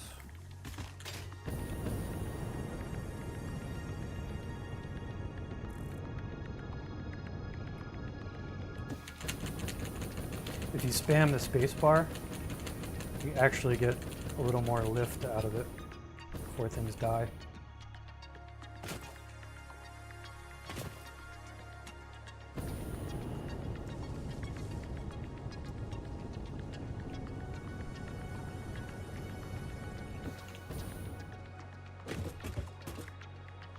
Pretty world, right? This is like toxic mushroom land, I think.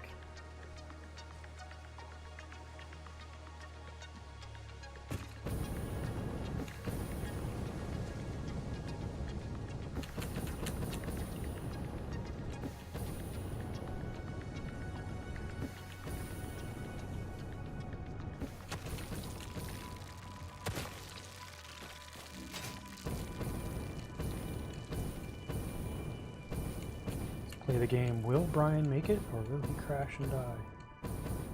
I think I'll have to stop here. Yeah, I'll just spam it and see if we can make it.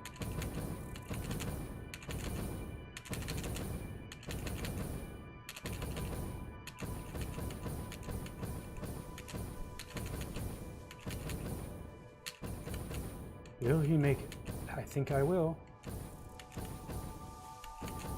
Yay.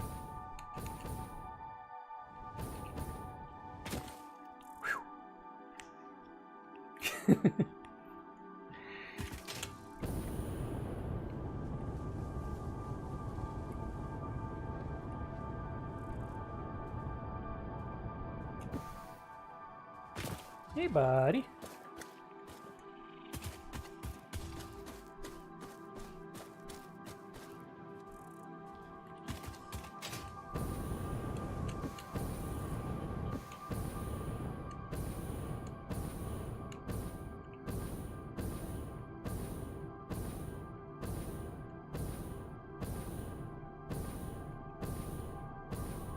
Big world, huh?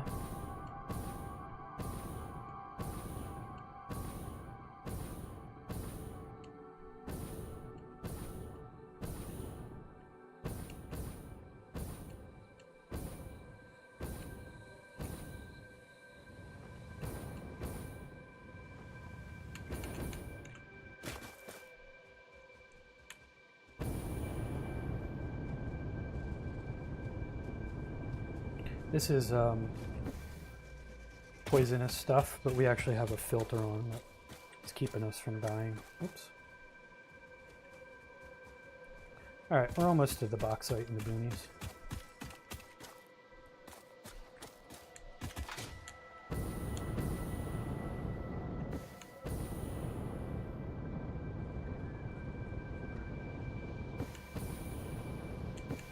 Imagine trying to get here without a jetpack. Ain't happening, right?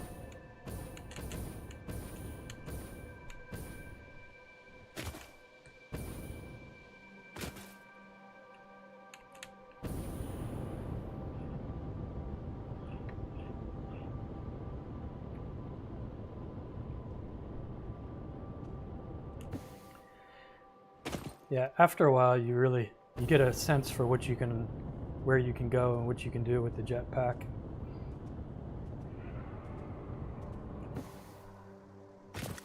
All right, bauxite in the boonies. Everything is kind of a eerie color here because I think it's basically poisoned with radiation.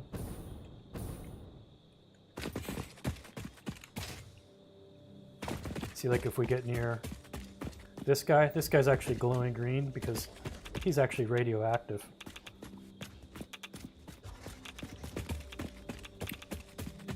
Which is not great. This is my far, far out aluminum production plant. This was the closest area that had bauxite where I could make aluminum. So yeah, it's far out of the way. This is actually the drone landing place here. So everything is drone delivered because I don't even know if the trucks could get out here. So we have to basically have Amazon drone delivery.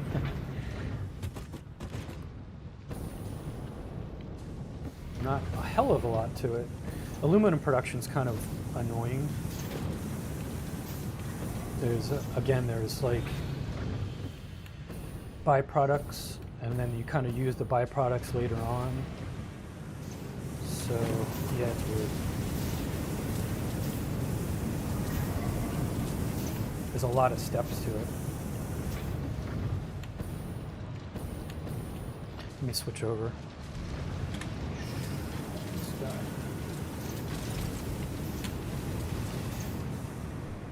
Just to give you the aerial view. So it needs water. Of course it needs bauxite.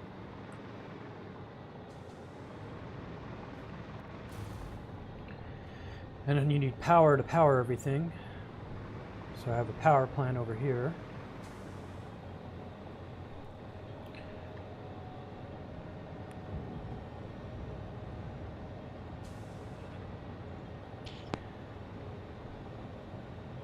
Yeah, kind of funky colors. And now, because we're living in the end game future, we can say, to hell with flying all the way back.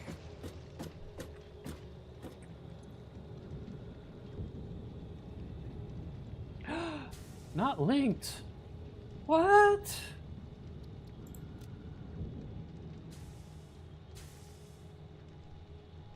Nerd Central? Is that really what I named it? Nice.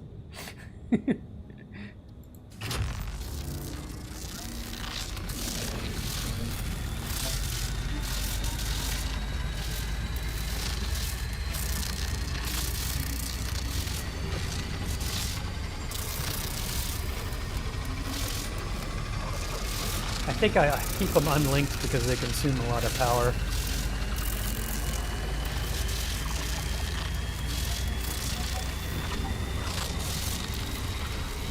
There yet? All right, let's go.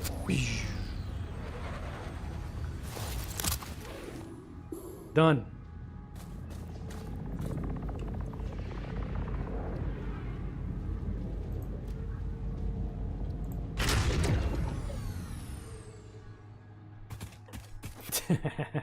Very fancy, right? We're back to home sweet home. Yeah, so that is kind of, and there's lots of other interesting places in this world, different biomes and things like that. But most of it's, you know, either plains like this, you get rocky land, you got, of course, beach, you have the toxic wastelands, you have lots of dense forests, cool stuff, all pretty. Yeah, this is where the game could go.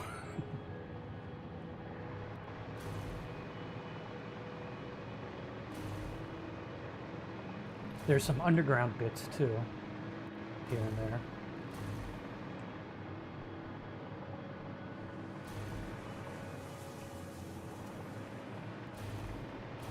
I think I think there's an underground tunnel around here somewhere.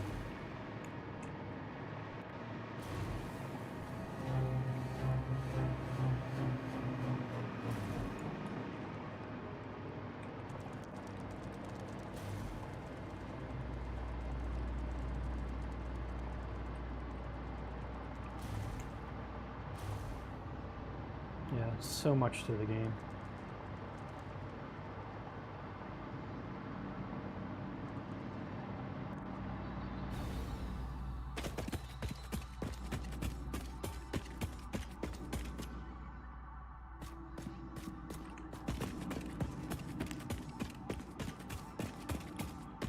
Yeah, day-night cycle even.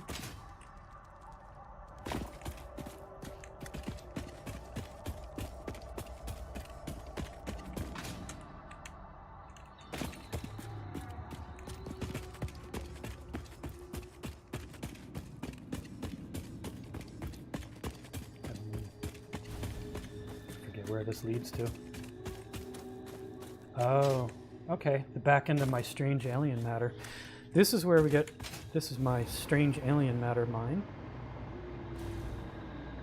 Strange alien matter is something we used for some of the advanced things like the dimensional storage units and all that.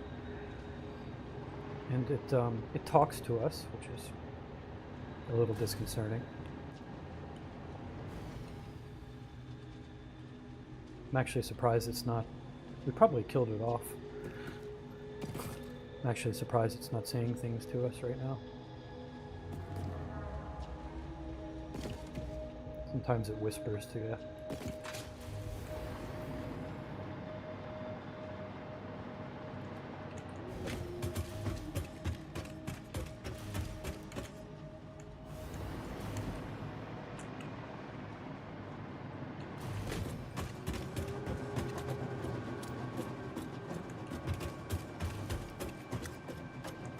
Yeah, so I definitely built quite a lot.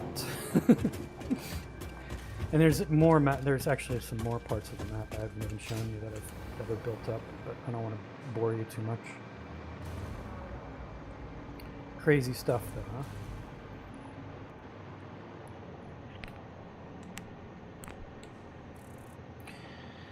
huh? Alright, well, let's go to the other game. We'll build a little power plant, and then I guess we'll call a day for today.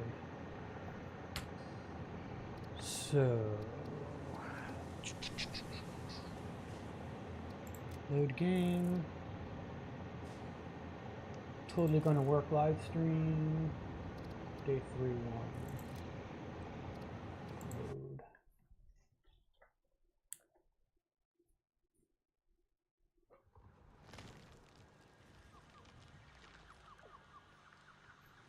No cake. Yeah, no cake in the portal. We do have coffee, which you can buy from the store. So if you waste enough resources, you can get tickets to buy some coffee, which is always good. You have to have coffee.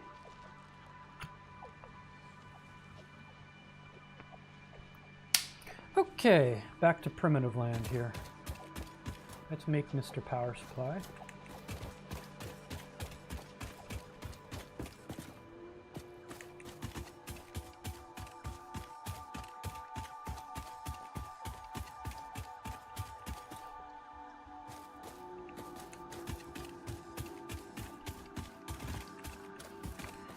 Okay, back to square one where we were before.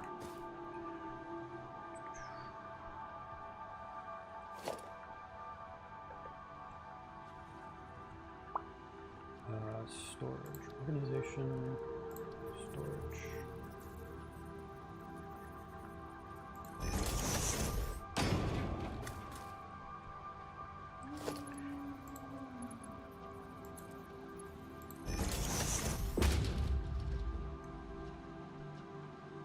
There we go. Storage. Did I do that backwards?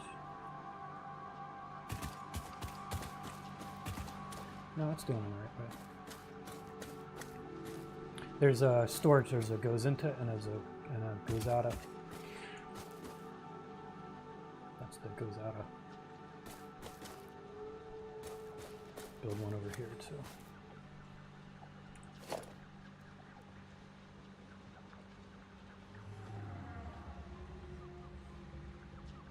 Why am I doing a storage thing? That, I have no idea. Why am I doing that? Am I doing that for a reason? I mean, there's one right down below. I have no idea. I have zero idea why I did that. Let's actually sit and plan for a second what we're building. Let's see. I need these to go into converters right away, right? Yeah, because they're pulling from the storage down below. They're going to convert into their respective things. Yeah, I don't need a stinking storage up here. I don't know why you guys are trying to make me do storage. So, production, constructor.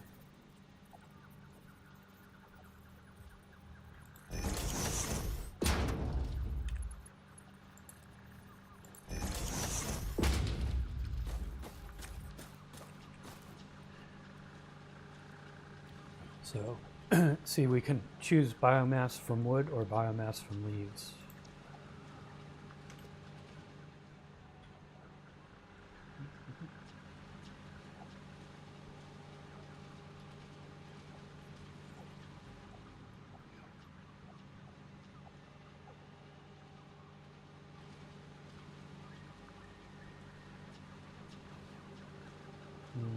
Yeah, okay.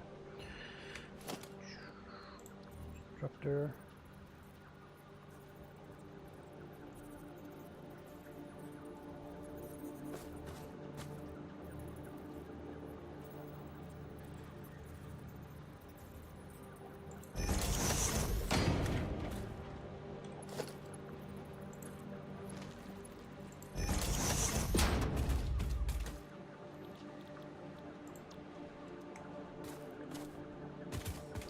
I'll cut you down yet, tree.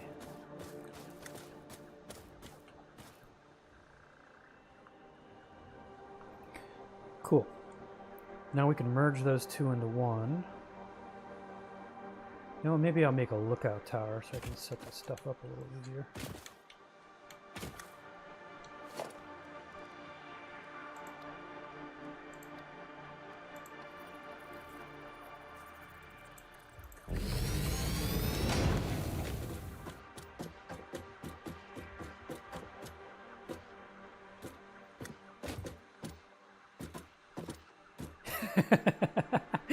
Can't see anything because of the trees. Gotcha. Yep.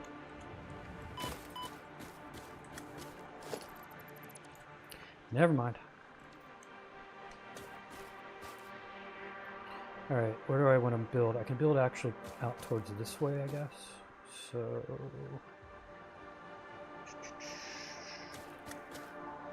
yeah, I can do that. Let's do a merger.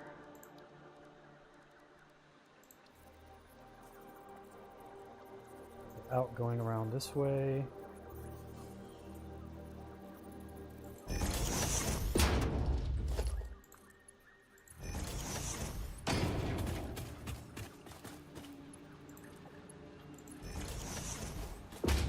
Okay, so that's going to merge my biomass into one thing, and then we'll, whoops. And we'll make our pellets out of it.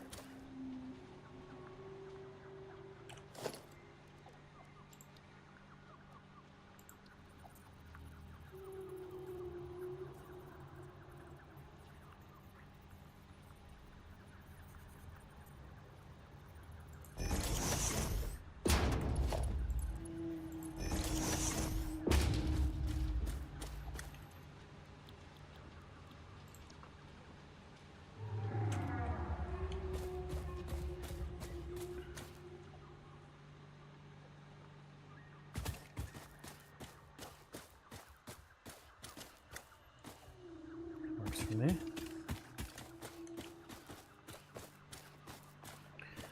And we store the pellets.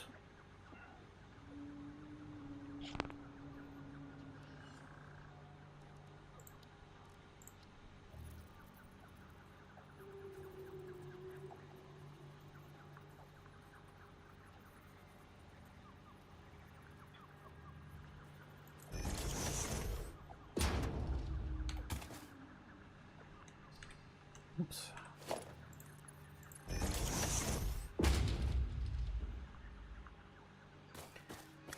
And now we've processed our leaves and our wood into little pellets, and now we can actually burn those little pellets. So now we can actually split this off into whatever and hope for the best.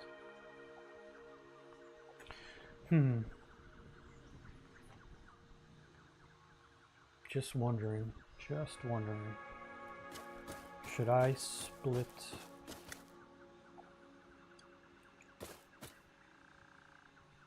I'm not quite sure the through rate of things, and I'm too lazy to sit there and try to work it out.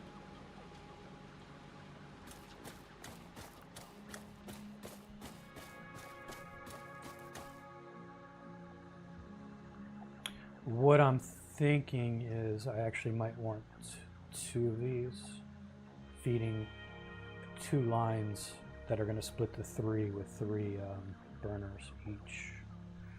Yeah, well, we can always shut one down if we don't need it.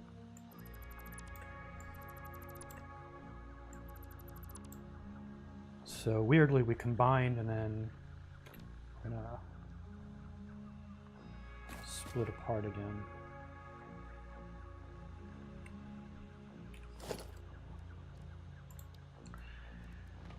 It'll be more efficient when we get better conveyor belts. Right now it's going to be a little iffy.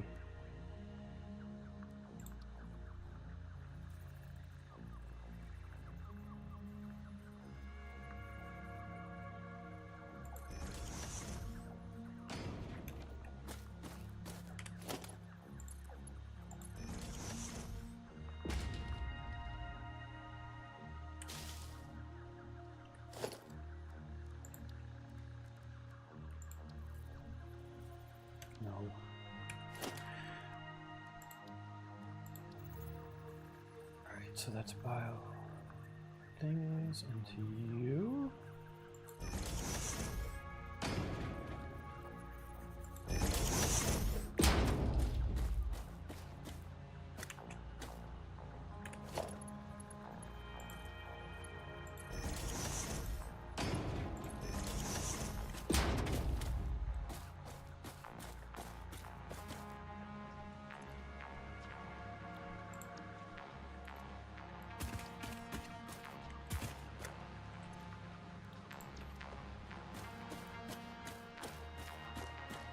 Cool beans. Got it.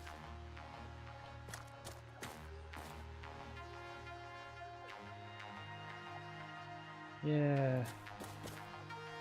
We should have enough room to do this.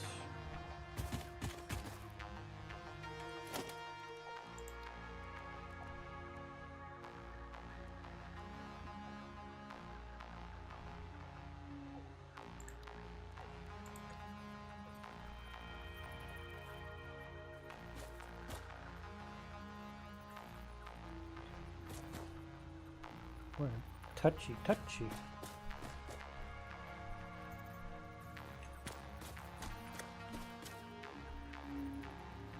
Really? I get there or there, huh? I can't do right where I actually want it? Fine, go there, I don't care.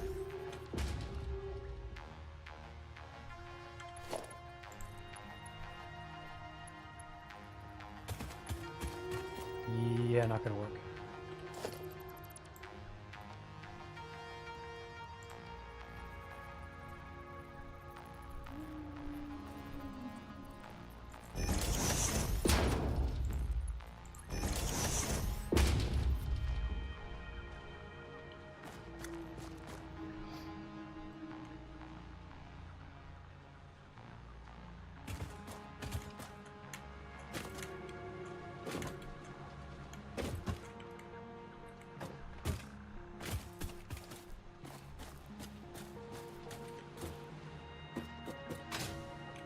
Why did you immediately jump off? I didn't press spacebar.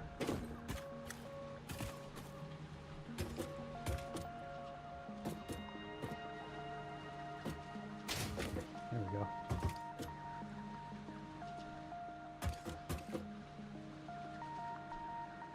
actually want to be on that one. And there's a tree in the way.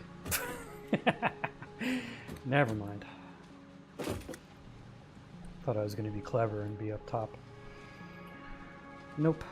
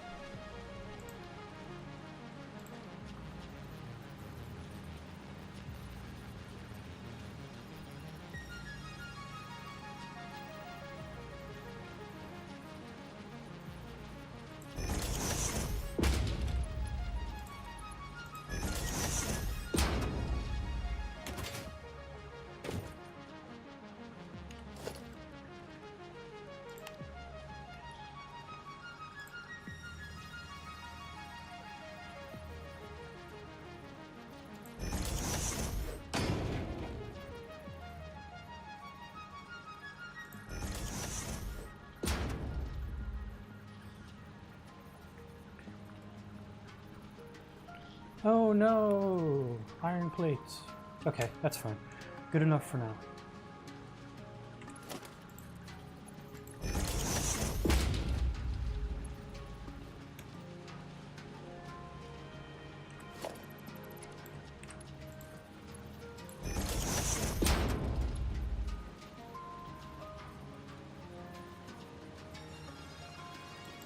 Oh no, no iron plates to even build that. That's a sad day. It's a sad day.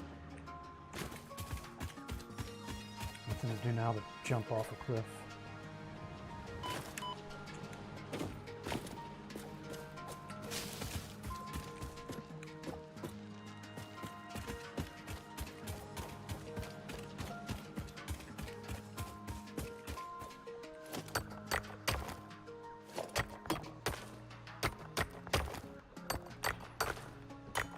Everybody's favorite rock band is back.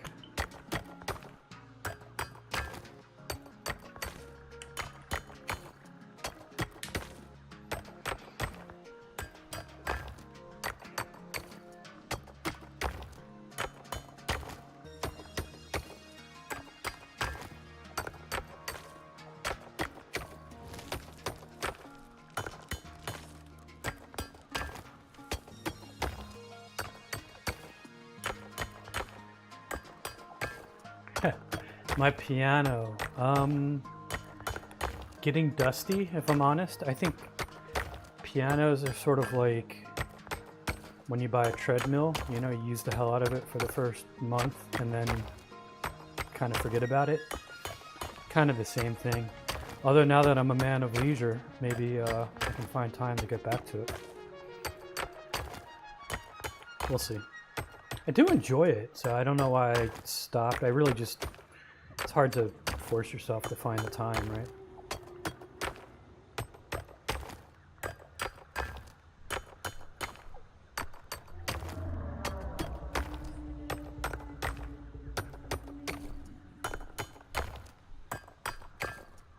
It does lend an air of sophistication to my living room area, though.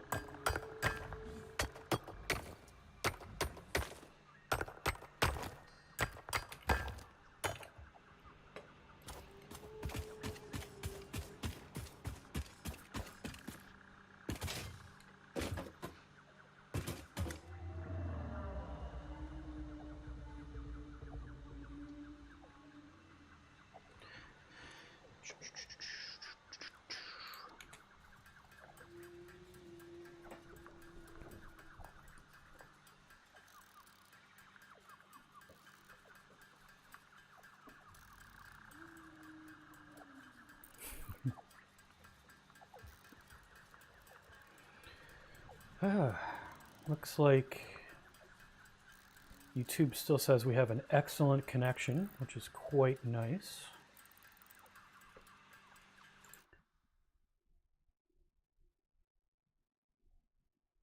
Zero drop frames according to OBS, which is also nice. Very cool. Pedro has not shown himself. He must be on vacation as well.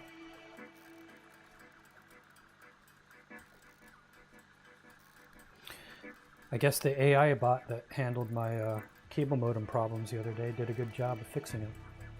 I told you guys about that, right? That I basically contacted support,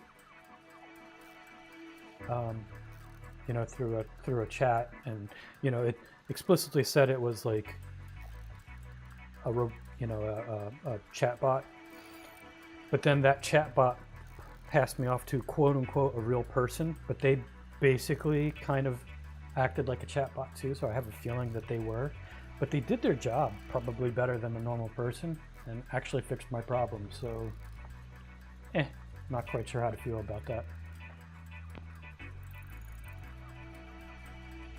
Like, you know, I got the sense by, and they tried to be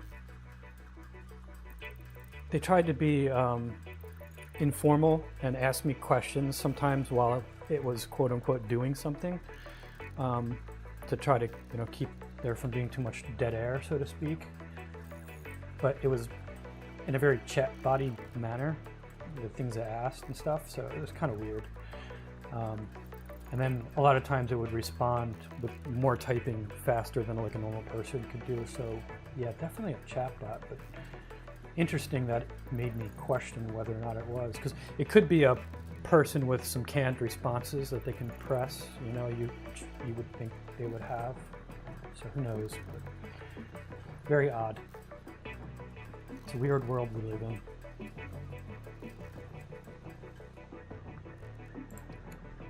I'm just amazed they were able to fix my problem remotely. Like something, they must have just updated the firmware on the cable modem or something, I suppose. I don't know. Something got messed up with the configuration. It's working much better now.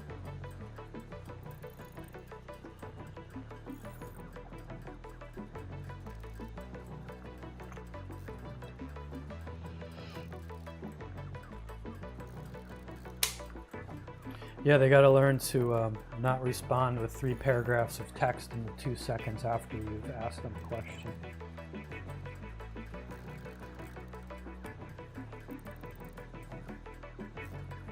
Well, it made things efficient, I suppose. And it understood what I was saying, and it, you know, weird. All right, got our freaking iron plates.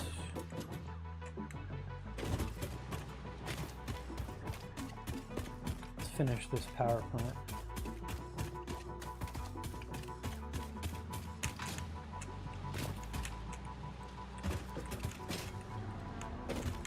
Oh, come on. Just want to go on top.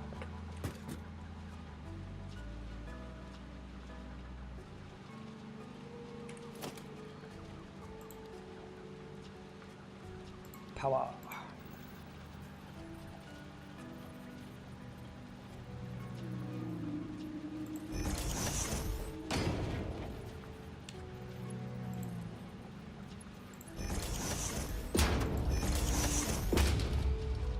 Good, good, good, good. I have no idea if this will actually work properly, but we do have it, which is cool.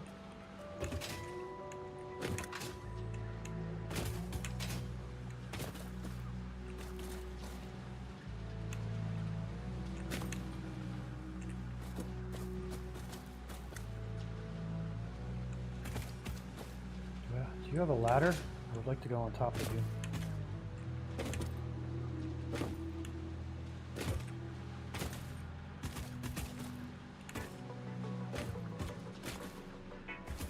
Oh, I missed Mr. Jetpack.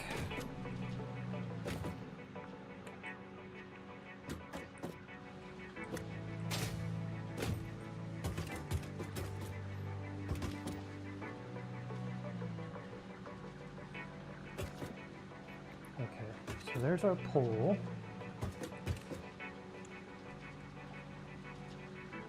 We have power coming from up there.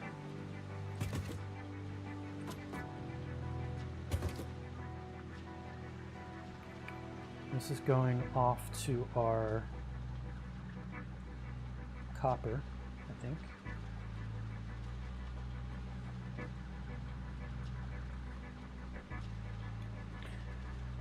Catching up on chat.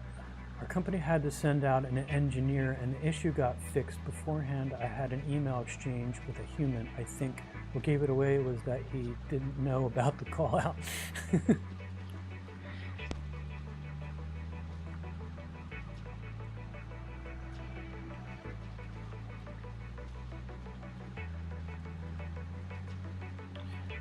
Okay, so we got a lot of equipment out. Got a lot of stuff to wire up here.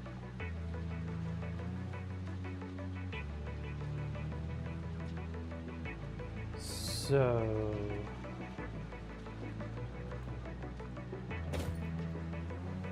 we got those two things.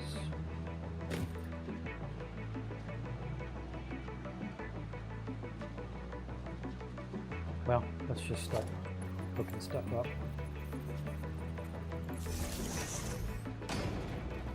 I don't care if it's a wiring nightmare.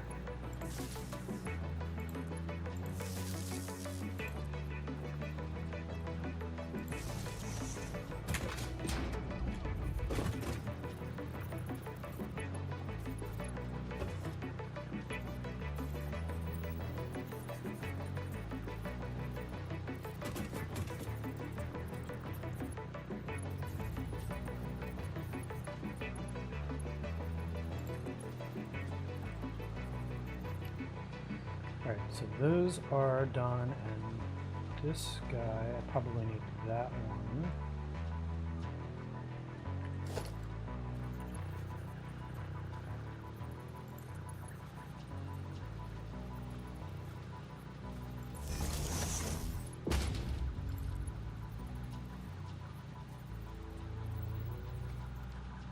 You're wired?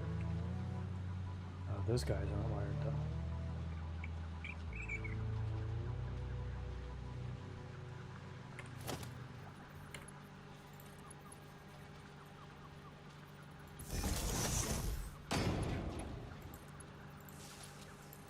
Right now there's electrical engineers with their heads exploding watching me do this.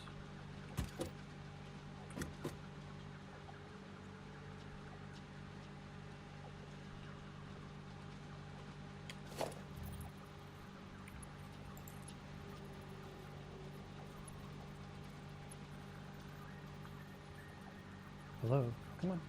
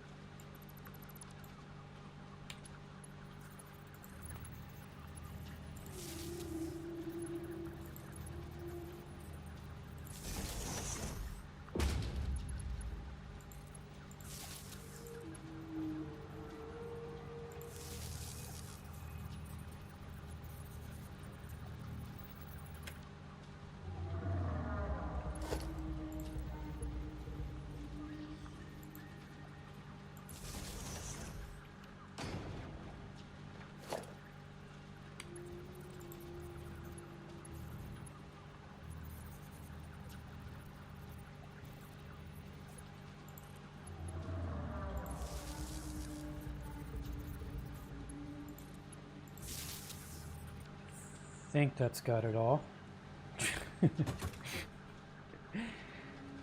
My spider's web of hell. Totally embarrassing, but this thing, power plant, isn't going to live long anyway. Hopefully we'll get some coal, good old clean coal to burn.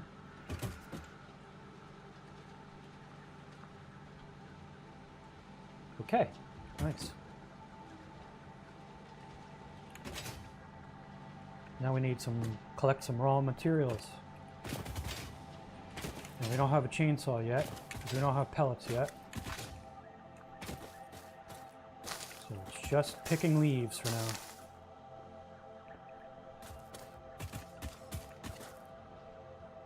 Might as well clean up here.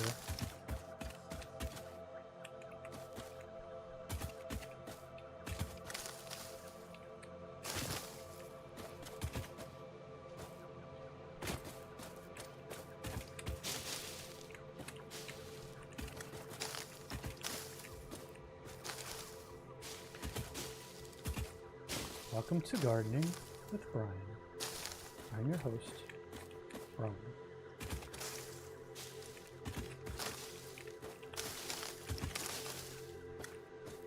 You know what's funny? Like, I actually answer more to the name Calvin than I do Brian these days. Because everybody thinks, you know, 0Calvin, hey, his name must be Calvin. I just roll with it.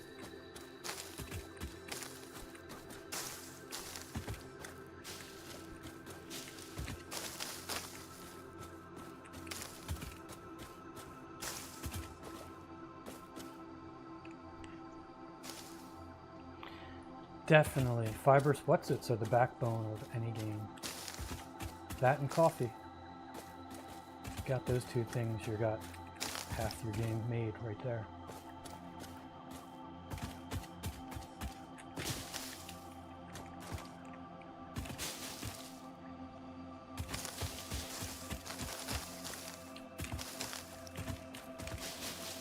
Luckily, this map is flush with fibrous whatsits. My first one, I had to travel away. You know, I had the plains, so it was kind of just little patches here and there.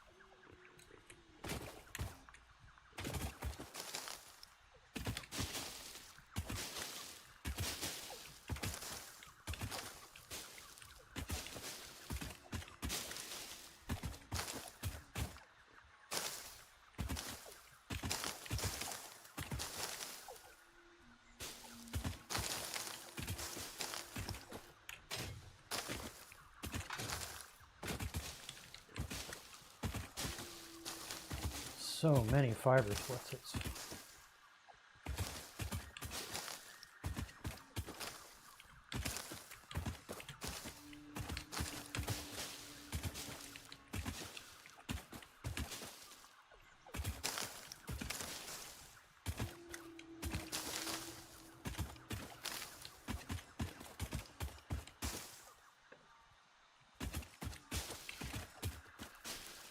Hey Jay, are you still around? You're still around. I see you in chat.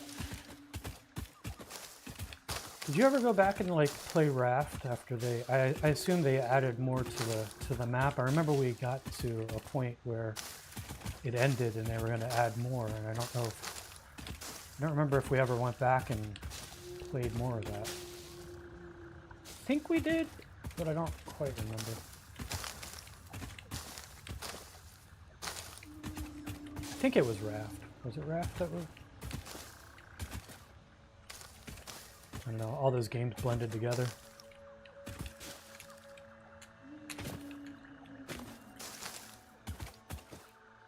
I don't think Raft was the one with the fibrous whatsits, but I'm just thinking of Raft as a game that we kind of stopped and didn't bring back up.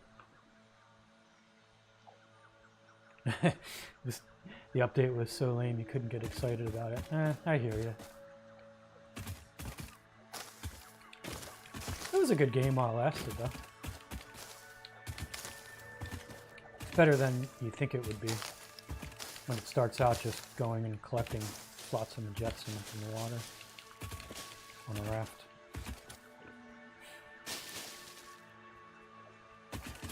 All right.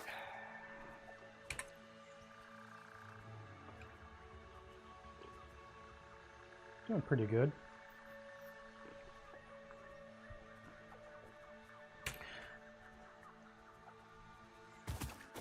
That's probably not good. Somebody should put that fire out. Did we already collect from this one? I think we did.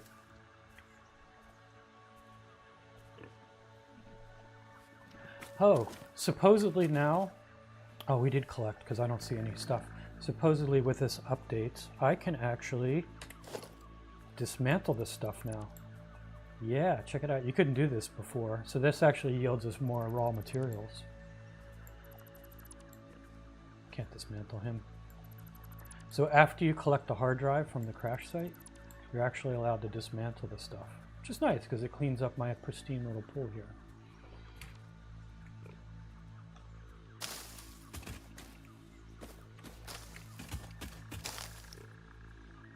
All right, we got enough leaves.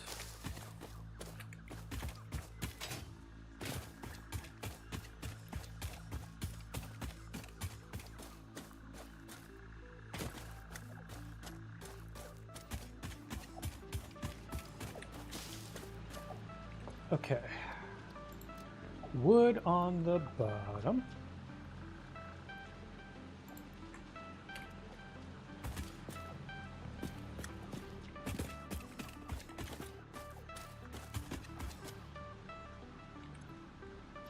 Leaves on the top.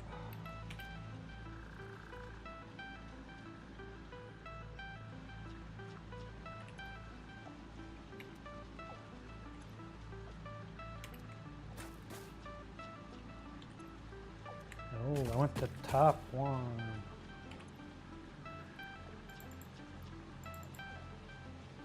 I gotta save some grass because I'm gonna have to bootstrap this whole system because my energy production requires energy to process the material to start, so I'm actually going to have to put some stuff into here, I think. We may have to just disconnect this whole line.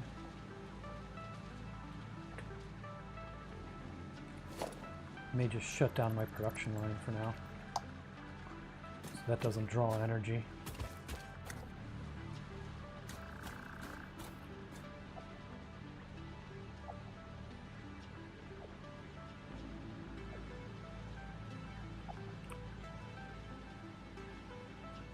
Stranded Deep.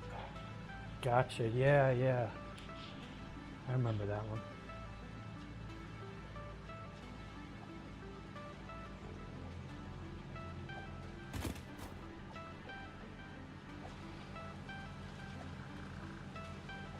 Alright. So, you guys are up.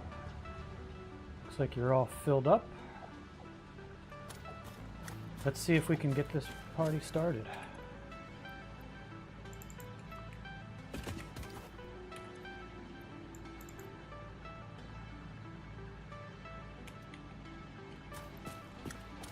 We'll have to connect these to the party. Let's see, where's...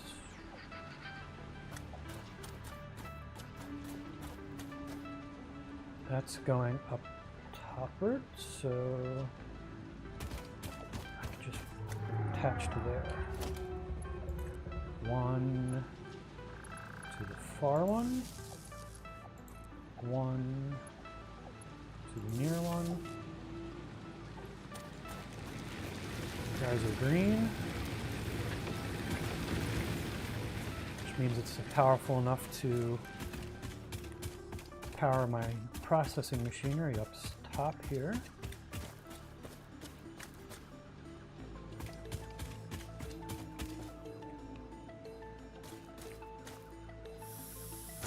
All right. There's our fibrous what's it packets going into there. Should have some exciting little pellets spitting out eventually, once we have enough.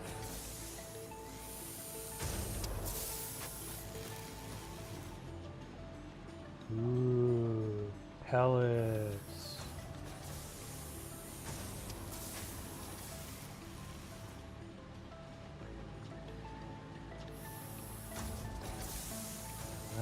now these guys are firing up. Pellet power. Let's see if they stay on long enough. Oh yeah.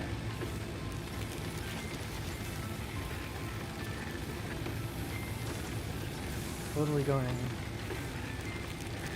This is the burn ray on one pellet.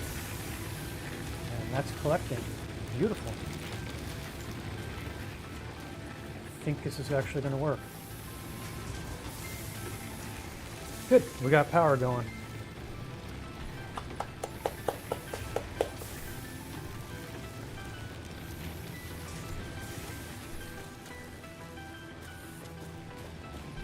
Very nice.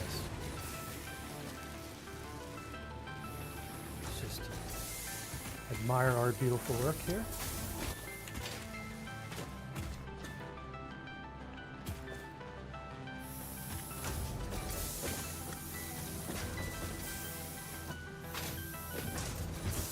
Here we go. Here's our hideous power plant that we built today.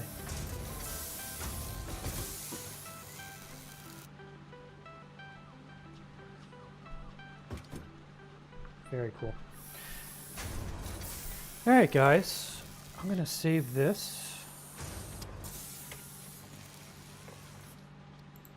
Save game. Day 3.2.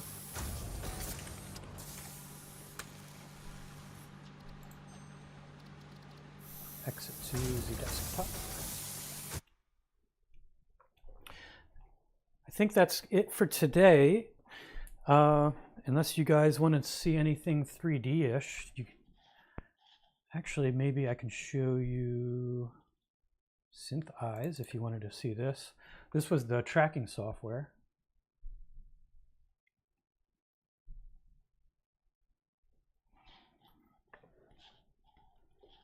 So I can show you basically how this works, I think.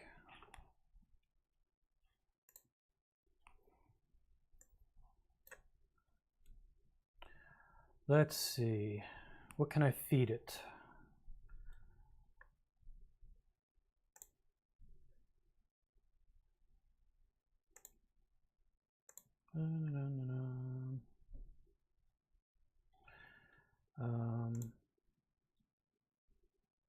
Stuff.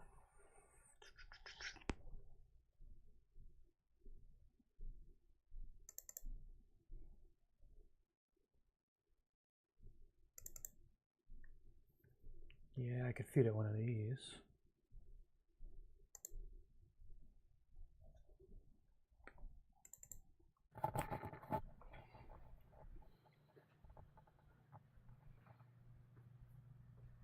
So these are some of the videos that I recorded in the fiber room, which incidentally no longer exists anymore. So we could track one of these, maybe. Actually, it would be interesting to see if it could track this. There's not a lot of ancillary things for it to do. Yeah, let's see if they could do that. So I just drag and drop this puppy into here. Sees what it is. We say okay. It loads it in.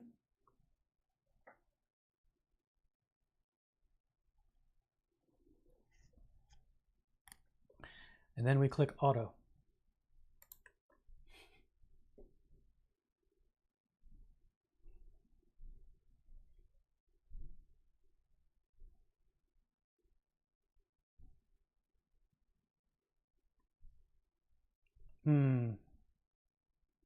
Nope, couldn't solve it.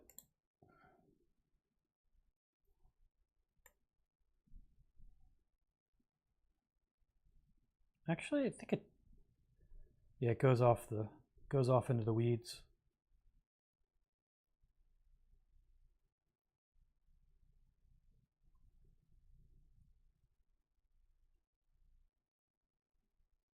I think there's not much for it to go on. Actually, it almost seems like it works. it goes here and then it loses the track. We would have to actually adjust some of the parameters. It just doesn't have enough points because it's so much is taken up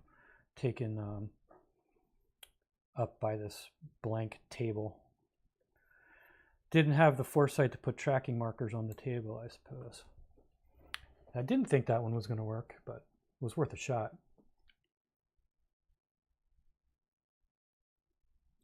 Yeah, sometimes you can process these, like pre-process them with, you know, higher contrast and things like that, and with a, you know, anything that brings out the differences, and it works better. But you know, we got the demonstration effect going on.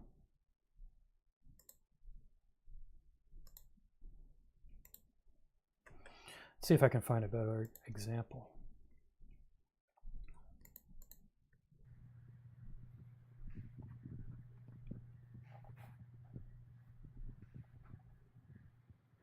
See, I was imagining like something like running along the table like that and tracking it, and then maybe jumping off at the end or sitting here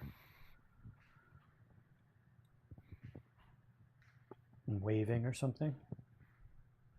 Let's see what it does with that one.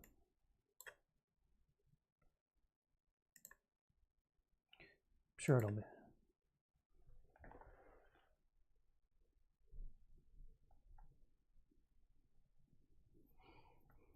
Might have to actually learn how to use this so I don't rely on the auto.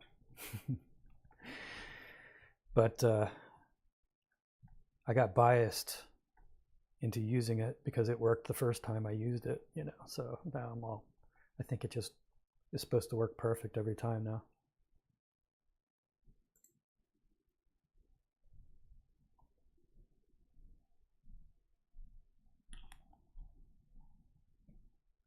Ah, nice. So anything below 1 is a good error rate. We have 0.5 is excellent. So it actually got a really good track off of that.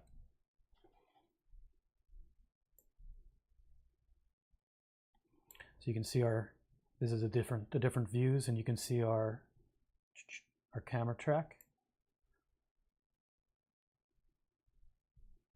Pretty cool. So it totally did it.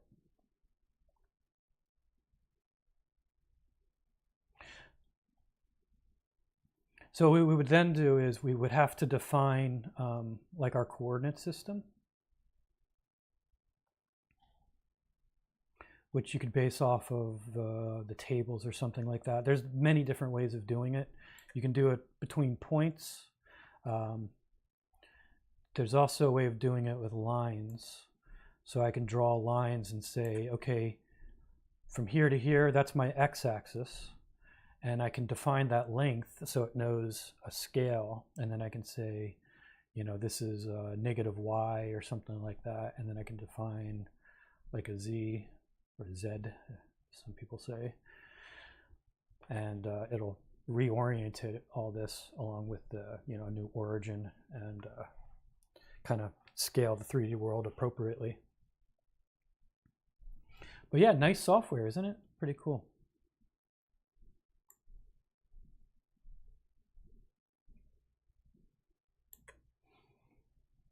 So 204. So I think if I go over to lens and I turn off the annoying grid,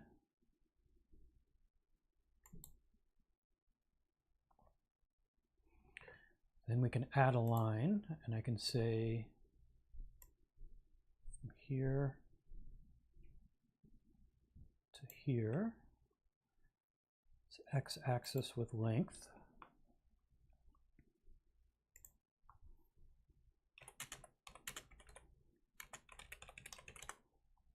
And that should be 1.8288, 6 feet. So this is actually unitless, but I tend to use meters because my workflow involves sending this into Blender next.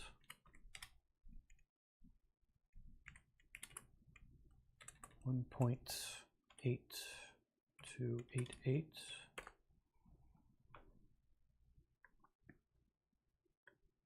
Then we can add another line.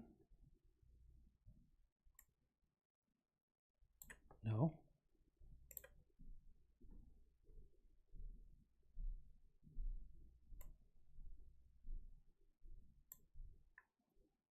And we can say on y-axis. Let me get my chat back up. It's the tables are, yeah, I use them. I know they're 6 feet because I measure along these all the time. I used to run a measuring tape like down this almost every day. So they're pretty close to 6 feet.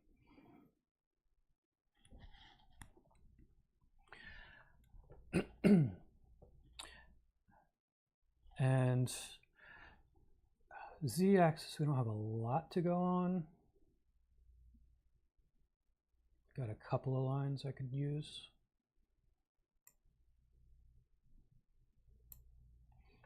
They basically tell you not to rigidly define the 3 axes. So the z, they tell you to just use parallel to and not on. Otherwise, it pretty much freaks out.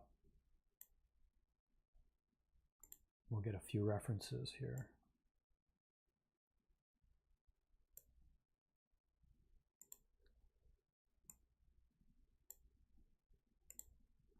So that should be good enough. Now we click Align, exclamation point, because it's an exciting thing. And we are now supposedly aligned. So if we go back to, say, our 3D workflow,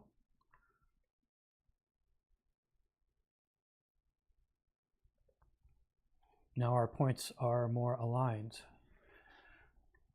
So you notice this is X. It looks like things actually are working.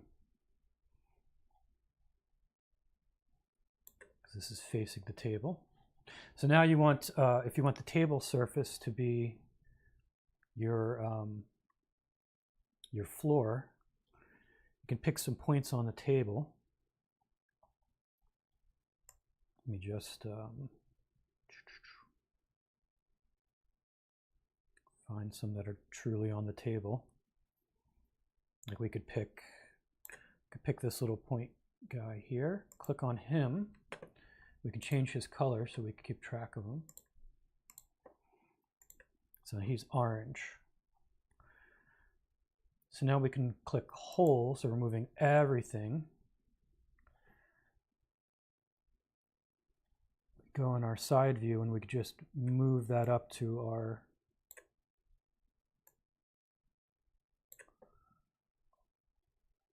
actually we can make that crack our origin point, so to speak.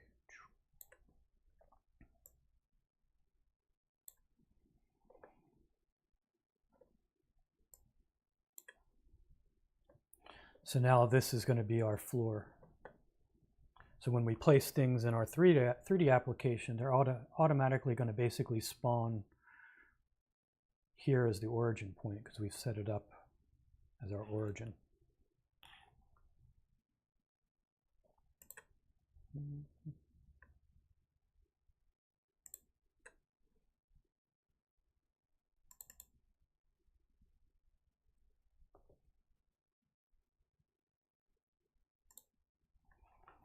And that's really it. If you wanted to now, we could just go send it over to Blender. So with like 3 clicks, it's in Blender. Boom, done.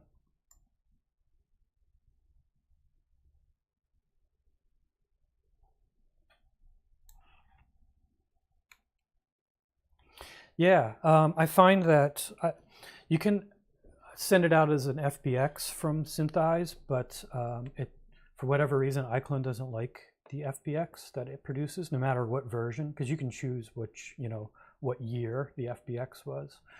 But no matter what, it doesn't seem to take it. But I found if I send it to Blender and then I just export this out from Blender as an FBX, then everything works well. So we can actually do that right now if you want to see that.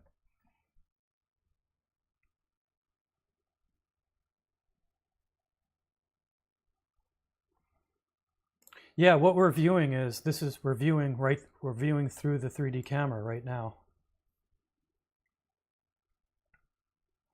And it's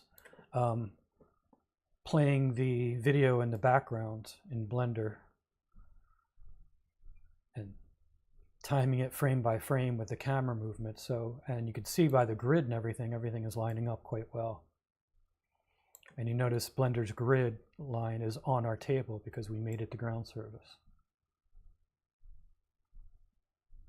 And you can see our origin point that we picked, that one point there. So everything worked out quite well.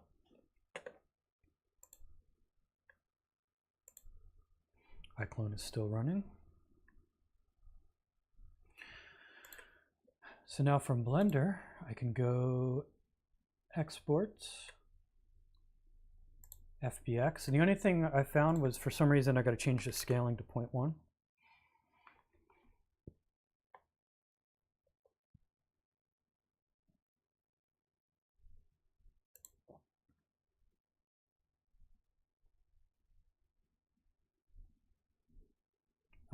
Which one were you?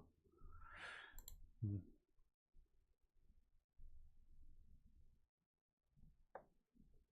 I track that already once? I don't know, whatever.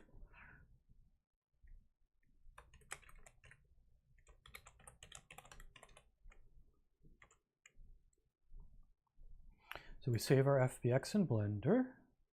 We pop over to iClone and we import it twice. Oh, you know what? The one thing I neglected to do in Synthesize. So what we want is some sort of reference geometry, because when we bring it over, it's always good to have something that represents the things we're going to interact with in real life. So what I would normally do, or what I've done in the past here, is brought over like a plane and stuck it onto my table somewhere.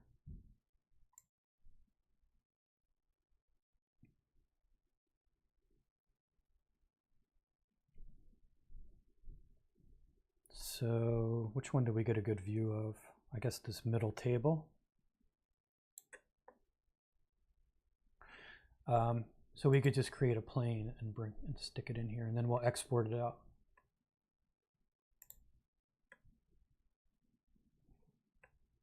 And we just kind of draw it.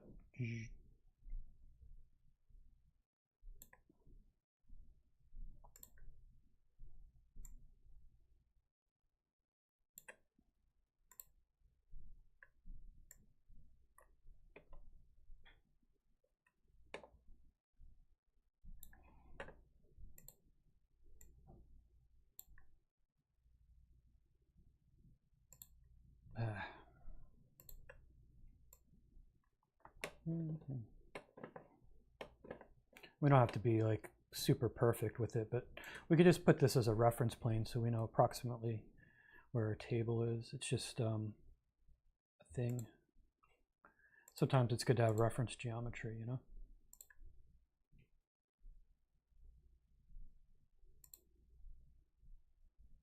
So on our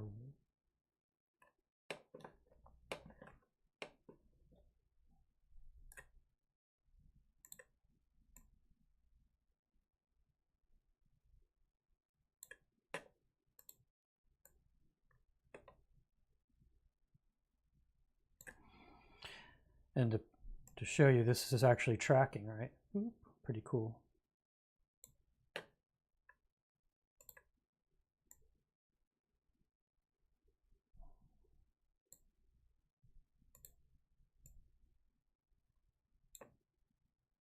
It's a little fiddly to get it in place.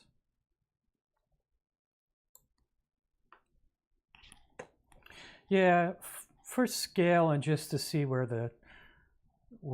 that plane actually is, because your only reference is a video that's playing in the background. It's a little hard to, I mean, it's okay because this is our floor, but if you might want a reference of the actual floor of this place too, like if we have something dropping it down onto the floor, you have no idea where that actually is in 3D space. So it's good reference geometry.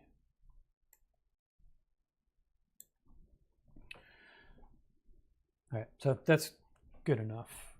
Save file.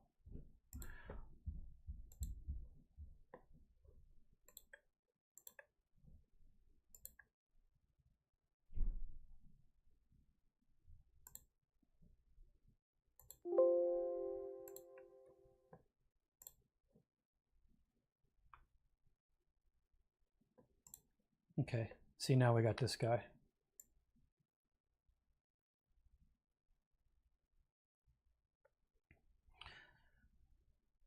So if I had time and patience, I would probably make him the length of the table, but just for demonstrations, you can see it's not really necessary. So now we can export FBX.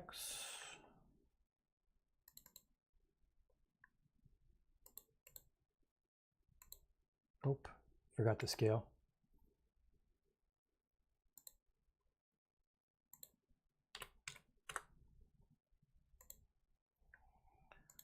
Pop over to iClone.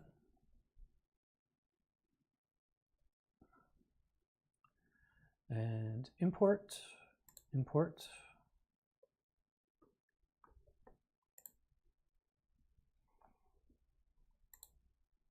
Show and tell.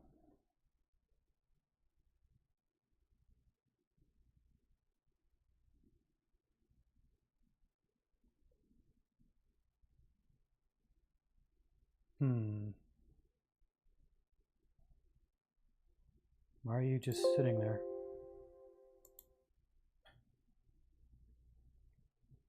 That's not good.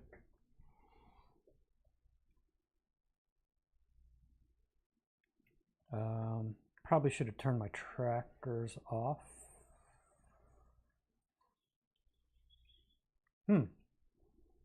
Demonstration effect.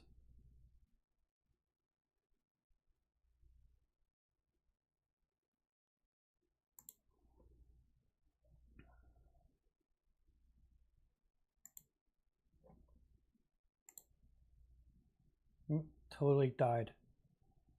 I don't have a, oh, okay, that's what it was. I have a pop-up window on my other monitor that popped up behind the window I had. Okay, that's what it was. Okay. So this is asking about frame rate.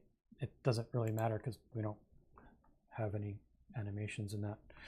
And we get our exciting thing and it just sits there. So not much, really just brought in the synth world scene. So any 3D objects. So a lot of times, if you don't have any 3D objects, you don't even have to do that, but that just imports that. Now we can import the camera.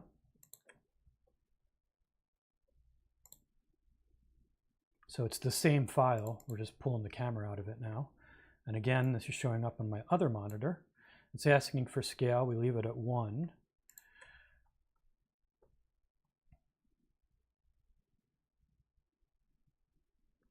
And boom. So now it created camera 1, switched to it, and now this is our thing. So you're saying, okay, great, but where's the footage? Well, here's the interesting thing. You can actually load in the background. I know you know that you can use an image for the background, but you can actually use a video for the background.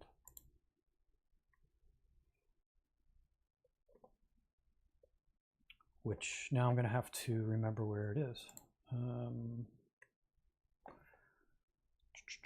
Oh yeah, okay. Stuff. Insta360. Del Air, and it's 87 we used.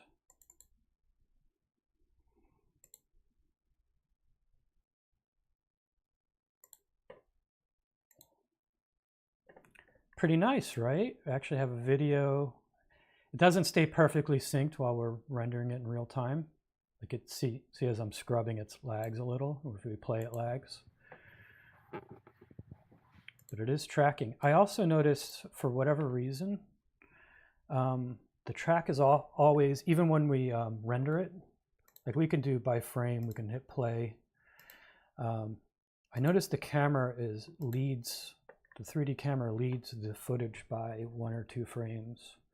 So a lot of times you'll have to go here into the timeline and just take the camera and just scooch it.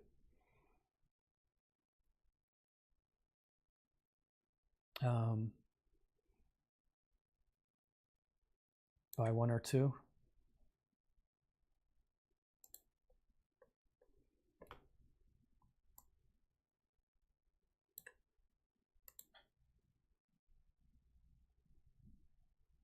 You can't really, I mean, it looks like it's bouncing around, but you can't really tell by the live playback, because even if it's by frame, it always tends to be a little weird. So what I would normally do is start to render it, and you can kind of see how it's doing.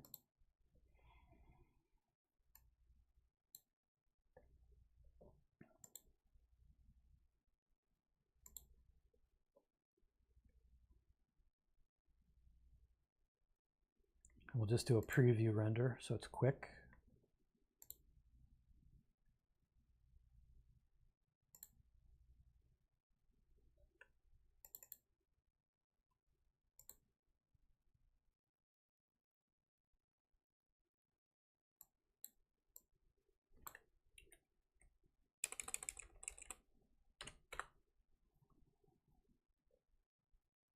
Ooh. It seems like it's wandering around.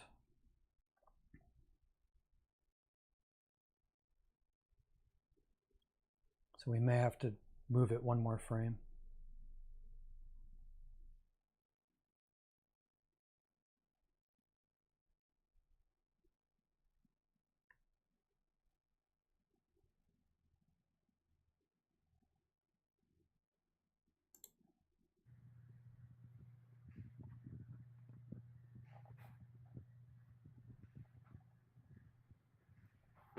Yeah, it looks like the 3D object's leading the camera still a little bit. I mean, the 3D camera's leading the footage a little bit, best I can tell.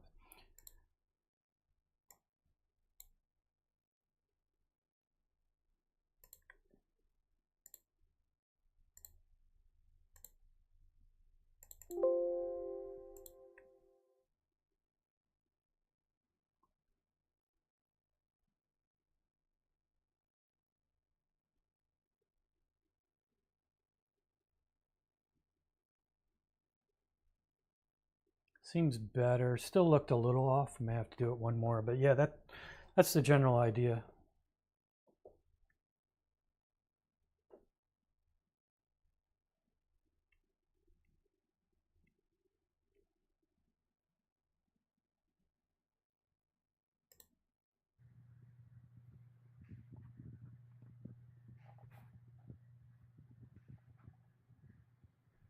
And maybe 1 more.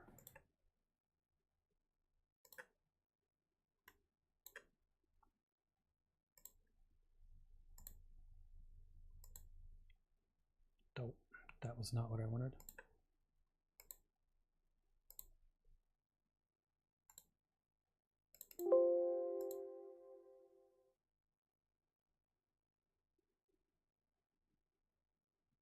Yeah, that seems pretty good. Good enough for now. It is a little off still, but probably good enough for us, at least for now.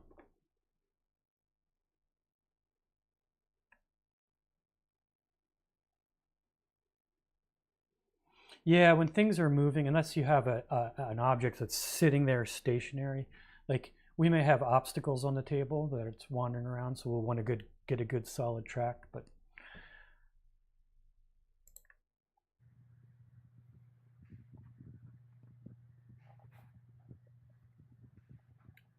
yeah, pretty good. So now we could get rid of this guy if we wanted to. Not the camera, this guy. So like if you were just making a box,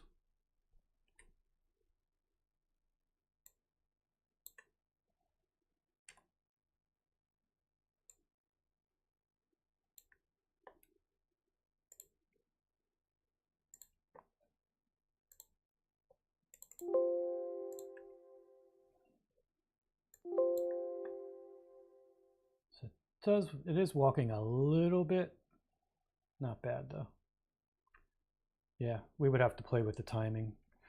But it is just juggling the timing back and forth, but it does sync up eventually very well. Alternately, do it in Blender, because I think Blender does a better job of keeping things in sync. Oh, you know what it... Actually...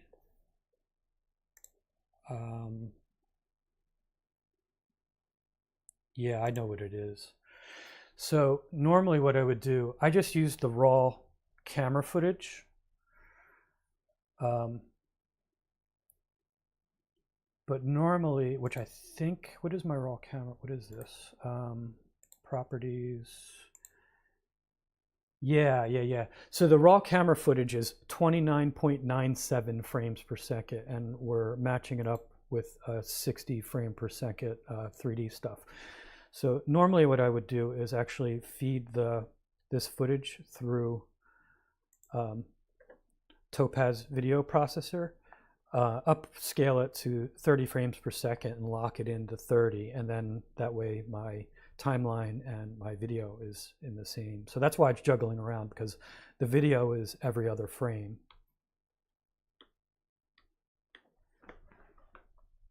But this is good enough for us to, for you to see the general idea of all this.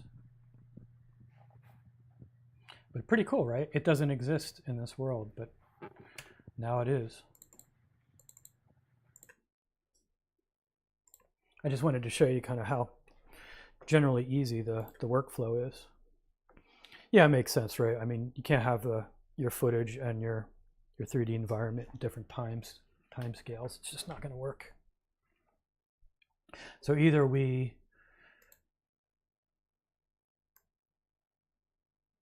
you can actually change your frames per second here in the timeline to 30. But even still, one is 30 and the other is 29.97, so it's still a little funky.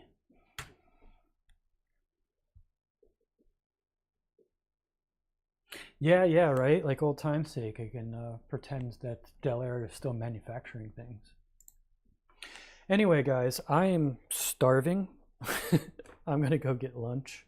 So I think we're going to end the stream here. Thanks a lot for hanging out with me. It's super cool. And I guess I'll see you guys next Sunday, hopefully.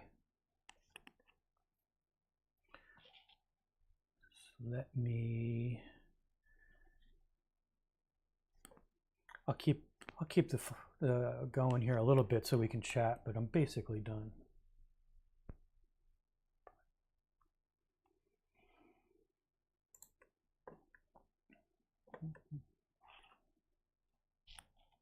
Yeah, see you guys. See Julia, Jay. I don't know if I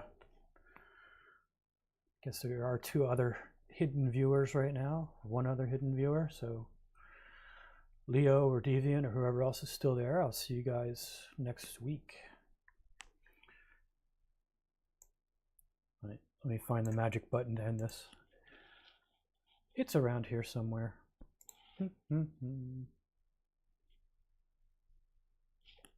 All right, cheers, everybody.